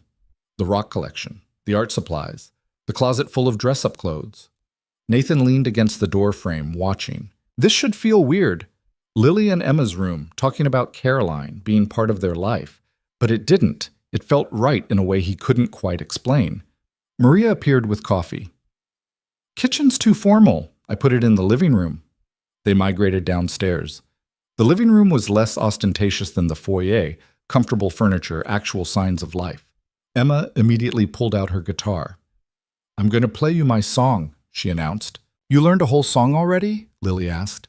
Well, 3 chords, but my teacher says that's enough for lots of songs. She proceeded to play something that was technically 3 chords, but not technically a song. Lily applauded anyway. That was great. I'm still learning. You're doing amazing, Emma beamed. Then she yawned. Someone's tired, Nathan observed. I'm not tired. You just yawned. That was a bored yawn, not a tired yawn. Those are the same yawn. Emma was definitely fading. The park, the ice cream, the excitement, it was all catching up with her. Why don't you go rest for a bit, Nathan suggested. Lily and I will be here. But what if Lily leaves? I won't leave without saying goodbye, Lily promised. I learned that lesson. Emma considered this. Okay, but just for a little bit. She went upstairs. They heard her bedroom door close. Nathan and Lily sat on opposite ends of the couch with their coffee. The house was quiet except for the distant sound of Maria doing something in the kitchen. Your house is insane, Lily said. I know. I mean, I knew you were rich, but this is... She gestured around. This is a different level. It's too much. I bought it thinking Emma needed space to grow, but really it's just empty most of the time. Seems lonely. It is. Lily looked at him over her coffee mug. Thank you for today, for letting me meet Emma, for bringing me here. I know it wasn't easy. Thank you for coming, for not running away. I thought about it several times. I know, I could tell. She smiled. Am I that obvious? You get this look, like you're calculating the nearest exit. I do that. Lily set down her mug. But I'm glad I stayed. Emma's wonderful. You're doing a good job with her. I'm doing an adequate job at best. Stop that. You're there. You care. You're trying. That's more than a lot of kids get. Nathan wanted to argue, but the look on her face said she knew what she was talking about. Her own childhood hadn't been easy. He remembered Caroline mentioning it once or twice. Something about a father who left and a mother who checked out emotionally. What happens now? Nathan asked. You already asked me that at the park. You didn't really answer. Because I don't know. Lily tucked her feet under her. I like this. Being here, knowing Emma, spending time with you, but I'm also terrified of what it means. Why? Because I'm not part of your world, Nathan. This house, your life, your success. I don't fit into any of it. You fit into the parts that matter. Like what? Like Emma liking you. Like me actually wanting to come home instead of staying at the office until midnight. Like feeling less alone. Lily looked at him for a long moment. You're not as emotionally constipated as Maria thinks. High praise. I'm serious. You're actually pretty good at saying what you mean. Years of practice at board meetings. I don't think it's that. She leaned forward slightly. I think you're just honest when it matters. Nathan felt something shift in the air between them. Not dramatic, just different. Like they were finally saying the things they'd been dancing around for weeks. I want you in my life, he said. However that looks. Friend, more than friend, whatever. I just don't want you to disappear again. I don't want to disappear either. But Nathan, I need you to understand something. I can't be Caroline for you. Or for Emma. I'm not her replacement. I know that. Do you? Because sometimes I feel like maybe you're looking at me and seeing her, missing her through me. Nathan sat with that. Was she right? He'd been asking himself the same question for weeks. I miss her every day, he said finally. But when I look at you, I see you. Not her ghost. You're different people. You always were. How? Caroline was all momentum. Always moving, always planning, always 3 steps ahead. You're more, he searched for the word, grounded, present. You noticed things she'd blow right past. Lily smiled sadly. She'd hate hearing that. She always wanted to slow down but couldn't figure out how. Yeah, she would have liked you more after the last 5 years, though. You've gotten quieter. Trauma will do that. For both of us. They sat in silence for a moment. Outside, the sun was starting to set. The house was golden with late afternoon light. I should probably go, Lily said, before I wear out my welcome. You're not wearing anything out. Still, Emma's resting and I don't want to intrude on your evening. Nathan wanted to argue but couldn't find a good reason to make her stay. Let me drive you. It's fine. I can take a rideshare. Lily. Nathan. I'm driving you. Stop arguing. She smiled. Okay. They went upstairs to tell Emma goodbye. She was in her room, not quite asleep but close. She sat up when they came in. You're leaving? I need to get home, Lily said. But I had a really nice time today. Me too. Emma got out of bed and hugged Lily without warning. Can you come back? Lily hugged her back, looking surprised and touched. If your dad says it's okay. Daddy always says okay to the things I really want. Then probably yes. Emma released her and climbed back into bed. Bye, Lily. Bye, Emma. They drove to Riverside with the radio playing quietly. Lily looked out the window, lost in thought. What are you thinking about? Nathan asked. How different my life would be if I'd made different choices 5 years ago. Like what? Like asking for help instead of running. Like staying instead of leaving. Like believing people when they said they cared about me. You can't change the past. I know, but I can try not to make the same mistakes again. Nathan pulled up to her building. Lily unbuckled but didn't get out immediately. Thank you for today, she said. Really, it meant a lot. Same time next week? The restaurant? Actually, Lily hesitated. What if we did something different? Not a restaurant, maybe just a walk or something. Less pressure. I'd like that. Okay, I'll text you. She got out of the car, then leaned back in. Nathan? Yeah? I'm trying. With this. With us. With Emma. I'm really trying not to mess it up. I know, me too. Good, she smiled. See you next week. She walked to her building and Nathan drove home feeling like maybe, possibly, this whole thing wasn't going to implode after all. Emma was asleep when he got back. Maria was in the kitchen making dinner. So, she said when Nathan walked in. That went well? Were you spying? I prefer the term observing from a respectful distance. That's spying, Maria shrugged. She's good with Emma, and good for you. It's complicated. Everything worth having is complicated. She handed him a plate. Eat something.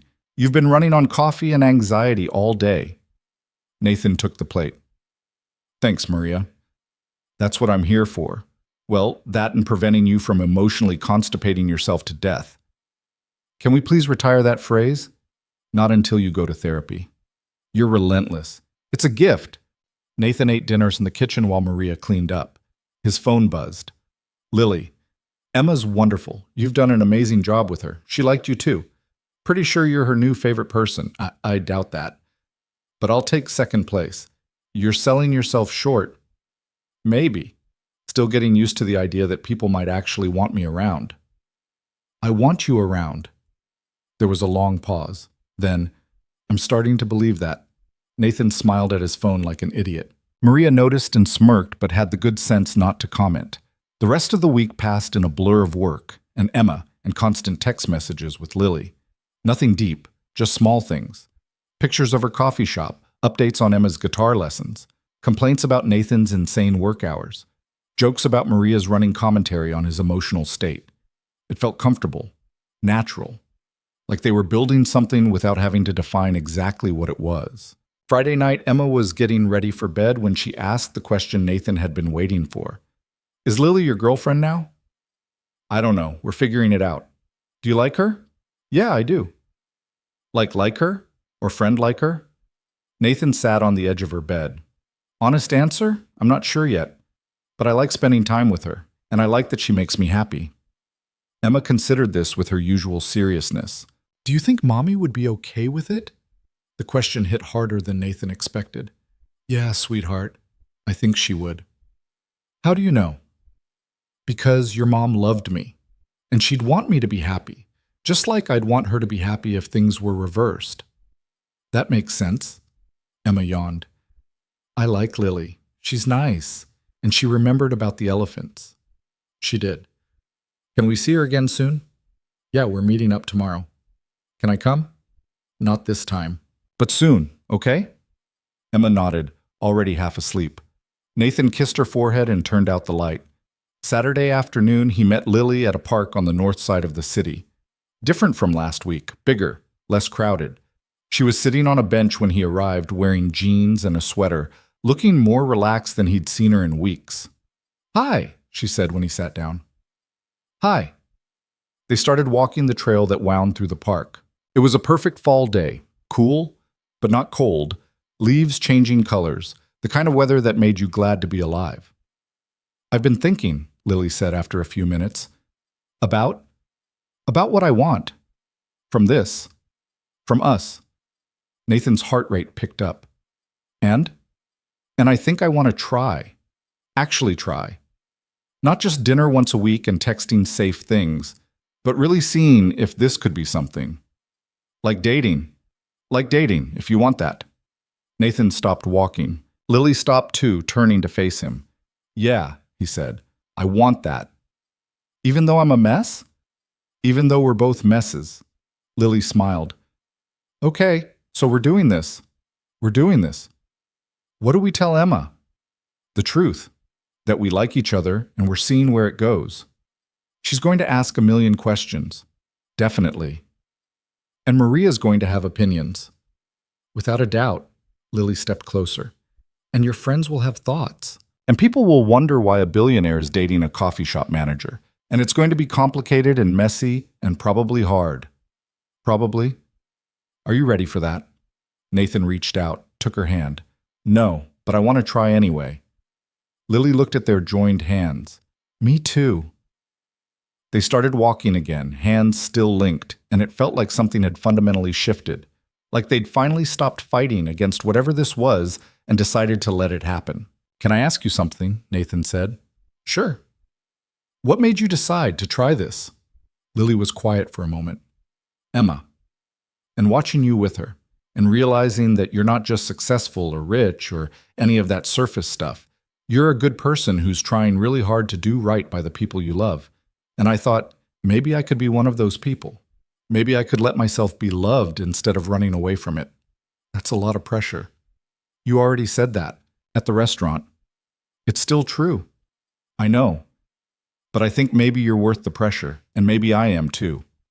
Nathan squeezed her hand. You definitely are.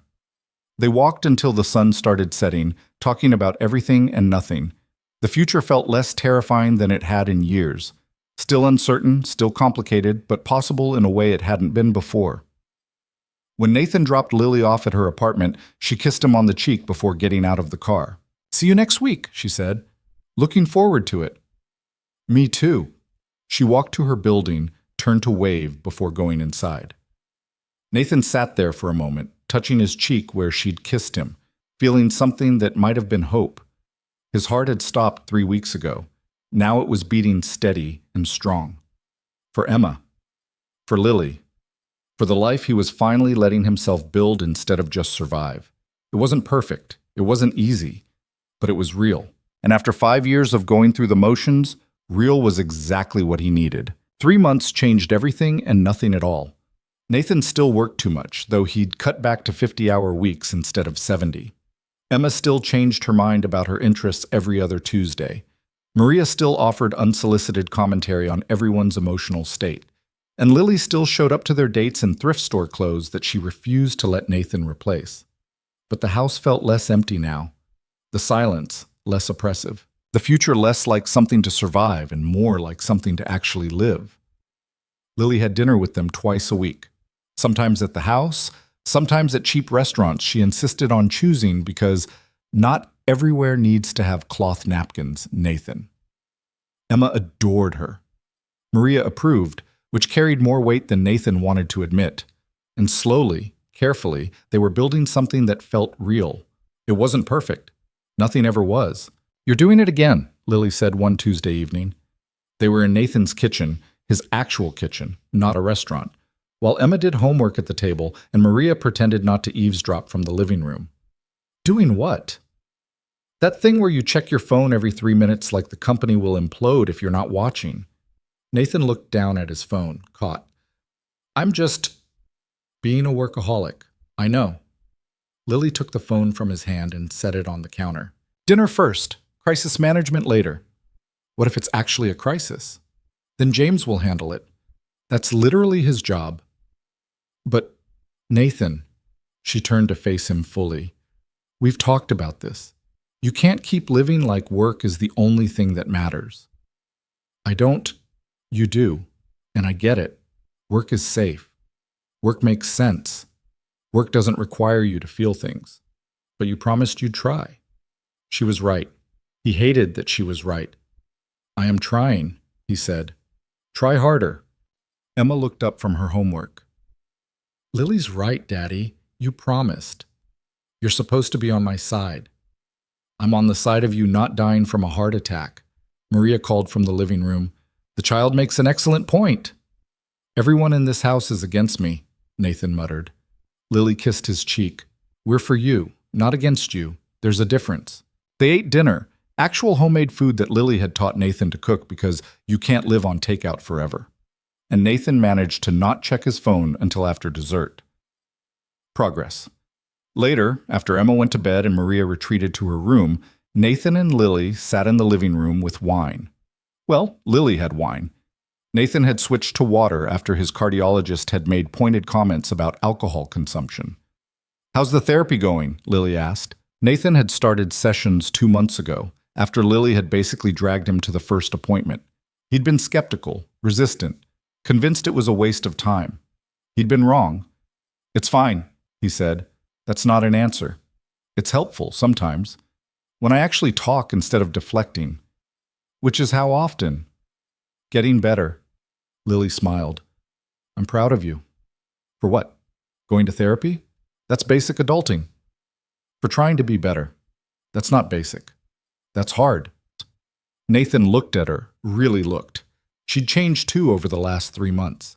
Still wore the same thrift store style, still worked at the coffee shop, still refused his money. But she'd gained weight in a healthy way, the kind that came from not skipping meals or living on stress. Her eyes were brighter. Her smile came easier. "You're staring," she said. "You're pretty. That's the wine talking.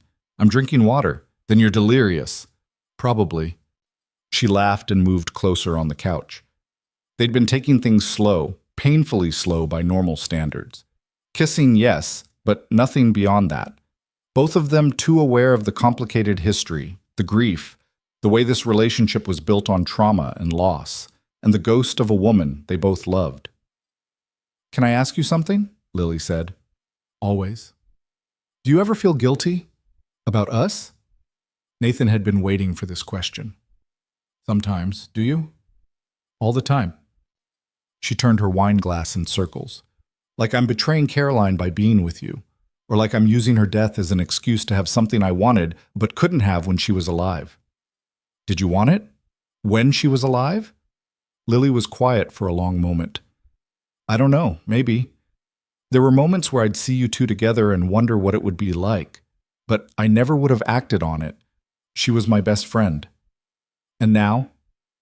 Now she's gone, and we're here, and I still feel like we're doing something wrong even though I know we're not." Nathan reached for her hand. "My therapist says grief doesn't have an expiration date, that there's no timeline for moving on, that loving someone new doesn't mean you love the first person less." "Your therapist sounds smart." "She is. Annoyingly so." "Do you believe her? About the moving on thing?" "I'm trying to. Some days it's easier than others." Lily leaned her head on his shoulder. "I miss her. Even now. Even while I'm sitting here with you being happy, I still miss her." "Me too." They sat like that for a while, missing Caroline together. It had become its own kind of intimacy, being able to grieve the same person while building something new. "Emma asked me something today," Lily said eventually. "What?" "If I was going to be her new mom." Nathan tensed. "What did you say?" "I told her no, that I could never replace her mom, but that I could be someone who loved her and was there for her if she wanted that." "What did she say?" "She said okay. Then she asked if that meant you were my boyfriend now." "And?" "I told her yes. Was that okay?" Nathan smiled. "Yeah, that was okay." "Good, because she's already planned our wedding." "She what?" "I'm wearing a purple dress, apparently. You're wearing a tux. There will be elephants." "Live elephants?" "She wasn't specific on that point." Nathan laughed. "Of course she's planning our wedding. She's been planning everything else in my life. She's a born manager. Wonder where she gets that." "Definitely Caroline. I'm terrible at managing anything that isn't work." Lily sat up to look at him. "You're managing this pretty well." "This?" "Us. Emma. Your life. You're doing better than you think." "I'm still a mess." "We all are. But you're a mess who's trying. That counts." Nathan kissed her then, soft and slow and full of all the things he didn't know how to say. She kissed him back, her hand coming up to cup his face. When they pulled apart, she was smiling. "What?" he asked. "Just thinking about how 3 months ago I thought I'd never see you again. And now you're here. We're here. It's weird." "Good weird or bad weird?" "Good weird. Definitely good weird." The weeks rolled on. Summer arrived, bringing heat and Emma's school break and logistics that required actual planning. Nathan took 2 weeks off, actual time off, not working from home while pretending to be on vacation, and they rented a house at the beach. All of them. Nathan, Emma, Lily, and even Maria, who Nathan had insisted come along because someone needs to make sure I don't turn this into a working vacation. The house was too big, right on the water, exactly the kind of place that screamed rich people vacation. Lily had been uncomfortable at first. "This is excessive," she'd said when they arrived. "It has a pool," Emma pointed out. "We're literally on the beach." "Beach pool and ocean pool are different things." "That doesn't make sense." Emma had shrugged. "It doesn't have to make sense. It's vacation." They fell into an easy rhythm. Mornings at the beach with Emma building elaborate sandcastles. Afternoons by the pool while Emma napped and Maria read mystery novels. Evenings cooking together and playing board games that Emma won with suspicious frequency. "She's cheating," Nathan said after Emma crushed them at Monopoly for the 3rd time. "I'm strategic," Emma corrected. "You're 6. "Strategic 6. Lily laughed so hard she cried. On the 4th night, after Emma went to bed, Nathan and Lily walked along the beach. The moon was full, reflecting off the water in a way that would have been romantic if Nathan wasn't hyper-aware of how much sand was getting in his shoes. "You're thinking too loud," Lily said. "I'm not thinking." "You're always thinking. I can hear the gears turning." Nathan stopped walking. "Can I tell you something?" "Of course." "I'm happy. like actually happy. Not just okay or managing or surviving, actually happy. Lily smiled. Me too. It's weird, right? After everything. After Caroline. After 5 years of being miserable. It feels almost wrong to be this happy. It's not wrong. It's just different. She took his hand. We're allowed to be happy. Caroline would want that. You think? I know. She told me once, this was years ago, before Emma, she said if anything ever happened to her, she didn't want you to be alone forever. She wanted you to find someone who made you happy. Nathan felt his throat tighten. She said that? Yeah, we were talking about life insurance or something equally depressing, and she made me promise that if something happened, I'd make sure you didn't just shut down completely. You broke that promise. You disappeared. I know. I'm sorry. I wasn't strong enough then, but I'm trying to make up for it now. You don't have to make up for anything. Maybe not, but I want to be here. For you and Emma. If you'll let me. Nathan pulled her close. I'll let you. They stood there on the beach, holding each other while waves crashed and the moon shone, and somewhere in the distance Emma probably had her face pressed to the window watching them. She's definitely watching us, Lily said, reading his mind. Definitely. Should we give her a show? What did you have in mind? Lily kissed him, longer than usual, less careful. When they pulled apart, she was grinning. Think she got a good view? I'm going to hear about this at breakfast. Worth it. They walked back to the house hand in hand. Emma was indeed at the window, waving enthusiastically. They waved back. Maria met them at the door. The child saw you kissing. She has questions. Of course she does. Important questions about when you're getting married and if she gets to be the flower girl. We've been dating 4 months. She's a planner, like her father. Nathan rubbed his face. Can this wait until morning? Absolutely not. She's already designing the invitations. Lily was trying not to laugh. I should probably go help with that. She went upstairs. Nathan could hear Emma's excited chatter even from the first floor. You're good for him, Maria said quietly. Nathan looked at her. Lily? Both of them. Emma's different since Lily came back. Lighter, less worried about you all the time. She worried about me. Constantly. Asked me at least once a week if you were going to die like her mother. Nathan felt like he'd been punched. She never told me that.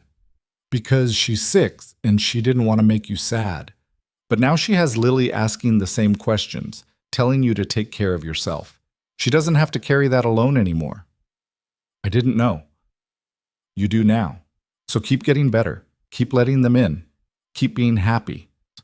Maria patted his shoulder and went to her room, leaving Nathan standing in the hallway processing the fact that his 6-year-old had been carrying that weight without him knowing. He went upstairs, found Lily and Emma in Emma's room surrounded by paper and crayons. We're designing your wedding, Emma announced. I see that. You're getting married at the beach. Because you kissed at the beach, so that's romantic. Is that so?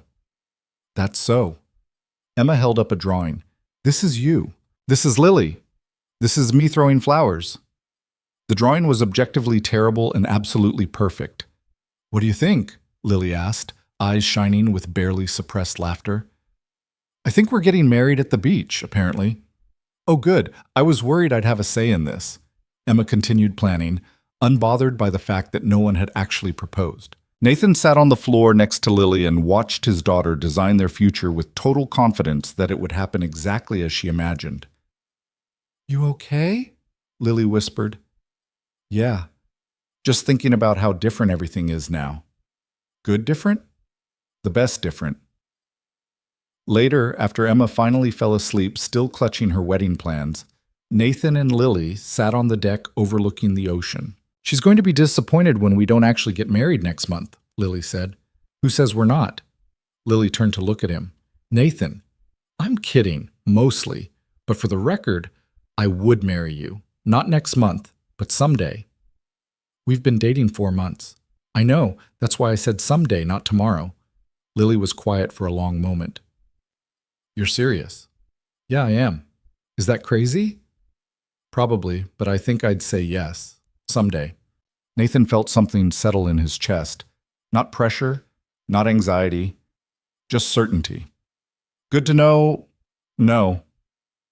They sat there watching the waves, both thinking about some days and futures and how grief and loss could somehow lead to this, peace and possibility and hope. The vacation ended.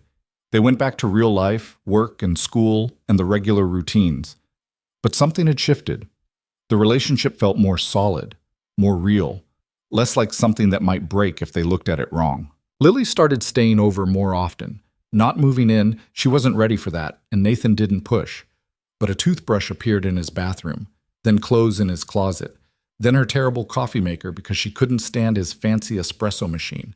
Emma was thrilled. Maria was smug. Marcus claimed full credit despite having nearly ruined everything. "You're welcome," he said at dinner one night. He said a buoscat. He'd finally worn Nathan down into accepting a double date. Marcus and his wife, Nathan and Lily. "You ambushed us," Nathan said. "I strategically arranged a meeting. You didn't tell either of us who we were meeting." "Details." Lily was laughing. "Honestly, if you had told me, I would have run. See, my way worked. Your way nearly gave us both heart attacks. But you're together now, so I'm a genius." Nathan's phone buzzed. He ignored it. Marcus noticed. "Wow, you didn't immediately check that. Character growth. I'm working on it." "He's in therapy now," Lily said proudly. "And cardiac rehab," Nathan added. "And I see a nutritionist." "Look at you, being responsible." Marcus raised his glass. "To Nathan finally getting his life together." "To Lily putting up with him while he does," Marcus's wife added. They drank to that. 6 months became 8. 8 became 10. The seasons changed. Emma turned 7. Lily got promoted at the coffee shop. Actual manager now, not just supervisor. Nathan cut back to 40-hour weeks and the company didn't implode. His therapist said he was making real progress. His cardiologist said his heart was healthier than it had been in years. Emma said he smiled more now. They were all probably right. It was December when Nathan finally did it, planned it for weeks with Emma's enthusiastic help and Maria's knowing smiles. Got the ring, nothing excessive, knowing Lily would hate anything too flashy. Simple band, small diamond, elegant without being showy. He chose the park where they'd had their first real conversation as a couple, the one where Lily had said she wanted to try. Full circle felt appropriate. Emma insisted on being there, hidden behind a tree with Maria, both of them armed with cameras. "You're going to give away the surprise," Nathan had argued. "I'm very sneaky," Emma had insisted. She was not, in fact, very sneaky. But Lily was good at pretending not to notice things. They walked the trail like they had dozens of times before. Lily was talking about work, about her terrible boss finally retiring, about the possibility of buying into the coffee shop as a partial owner. "That's great," Nathan said, distracted. "You're not listening." "I am." "What did I just say?" "Something about coffee?" Lily stopped walking. "Okay, what's going on? You've been weird all day." "I'm not weird." "You're definitely weird. Did something happen at work?" "No." "With Emma?" "No." "Then what?" Nathan knelt down. Right there on the path, pulled out the ring. Lily's eyes went wide. "Oh my God." "Lily Harper," Nathan started. "Oh my God." "Let me finish." "You're proposing." "That's generally what the kneeling and ring indicate, yes. But we've only been dating 10 months, I know. Which is why if you want to say no, that's fine. We can wait. But I wanted you to know that I'm sure. About you. About us. About wanting to build a life together." Lily was staring at him. "Nathan, you've changed everything. Made my life better. Made Emma's life better. Made me want to be better. And I know I'm still a work in progress. I still work too much sometimes. I'm still emotionally constipated, according to Maria. But I'm trying, and I want to keep trying with you.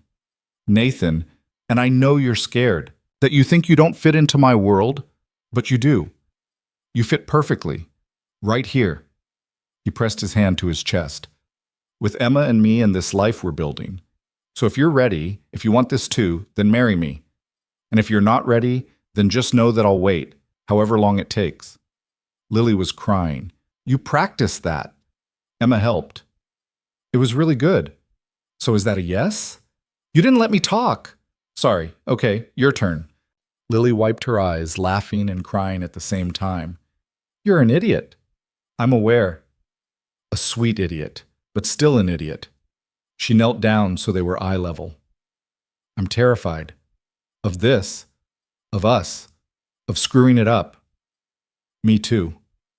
But I love you. I love Emma. I love this life we're building, even though it terrifies me.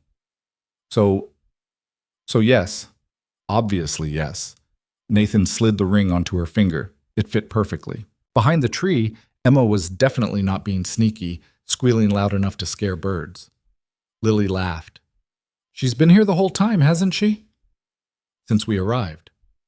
Of course she has. Emma ran out from behind the tree, Maria following at a more dignified pace. Emma launched herself at both of them, hugging them while they were still kneeling on the ground. You said yes. I knew you'd say yes. Did you now? Lily asked. Obviously, because you love Daddy and Daddy loves you and I love both of you, so it's perfect. That's some sound logic, Maria observed. They stood up, all of them, and Emma insisted on seeing the ring approximately 40 times. It's pretty, but not too pretty, she decided. Very Lily. Thank you? That's a compliment. I'll take it. They walked back to the car, Emma between them, holding both their hands. Maria walked behind, taking pictures that Nathan knew would end up in frames all over the house. When's the wedding? Emma asked. We just got engaged 5 minutes ago, Nathan said. So, next month? Probably not. 3 months? Emma, 6 months max. I'm not waiting longer than that, Lily laughed. 6 months might actually work. Nathan looked at her. Really? Why wait? We've already done the hard part, figuring out if we work. We do. 6 months it is then. Emma cheered. I'm telling everyone. She ran ahead to the car. Maria followed, shaking her head fondly. Nathan and Lily walked slower, hands linked. You know this is crazy, right? Lily said. Completely insane. Your friends are going to have opinions. Let them. People will talk about the timing, about Caroline, about everything. I don't care. Lily stopped walking. Really? You don't care?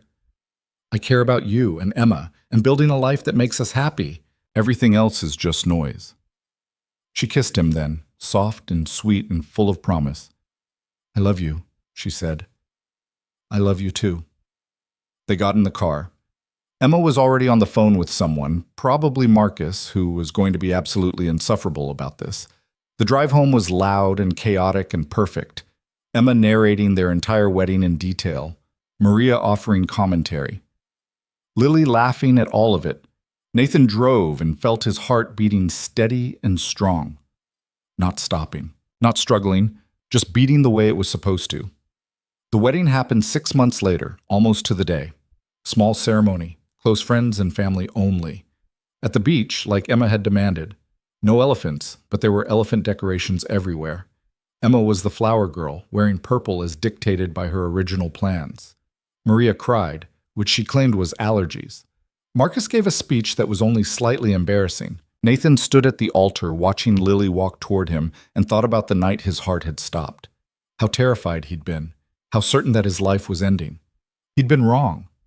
It wasn't ending. It was just beginning. Lily reached him, took his hands.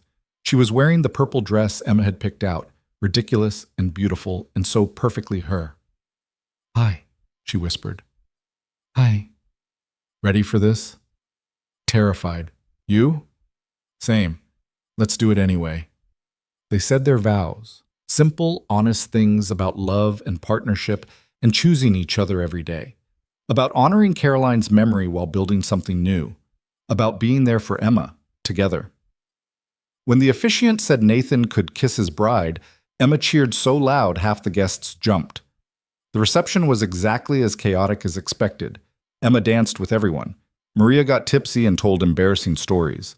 Marcus claimed full credit for everything. Late in the evening, Nathan and Lily snuck away from the party, walked down to the beach where the moon reflected off the water. We did it, Lily said. We did. I'm married to a billionaire. That's weird. I'm married to someone who still insists on buying thrift store clothes. That's equally weird. Balance. Something like that. They stood there holding each other, listening to waves and distant music from the reception. Thank you, Nathan said. For what? For coming back. For staying. For saying yes. Thank you for asking. For being patient. For loving me even when I was a mess. We were both messes. We still are, just together now. That's the best kind of mess, Lily laughed. I love you. I love you too. Back at the reception, Emma was probably looking for them. Maria was definitely making knowing comments. The party would go on without them for a few more minutes, but right now, right here, it was just them. The ocean, the moonlight, and the future stretching out ahead, uncertain, complicated, beautiful. Nathan's heart beat steady in his chest, strong and sure. Not stopping, not failing, just beating. For Lily, for Emma, for the life they'd built from grief and loss and the unexpected grace of second chances. It wasn't the life he'd planned. It wasn't the one he'd imagined 5 years ago when Caroline died and everything fell apart. But it was good, real, worth living for. And for the first time in a long time, that was enough. More than enough. It was everything.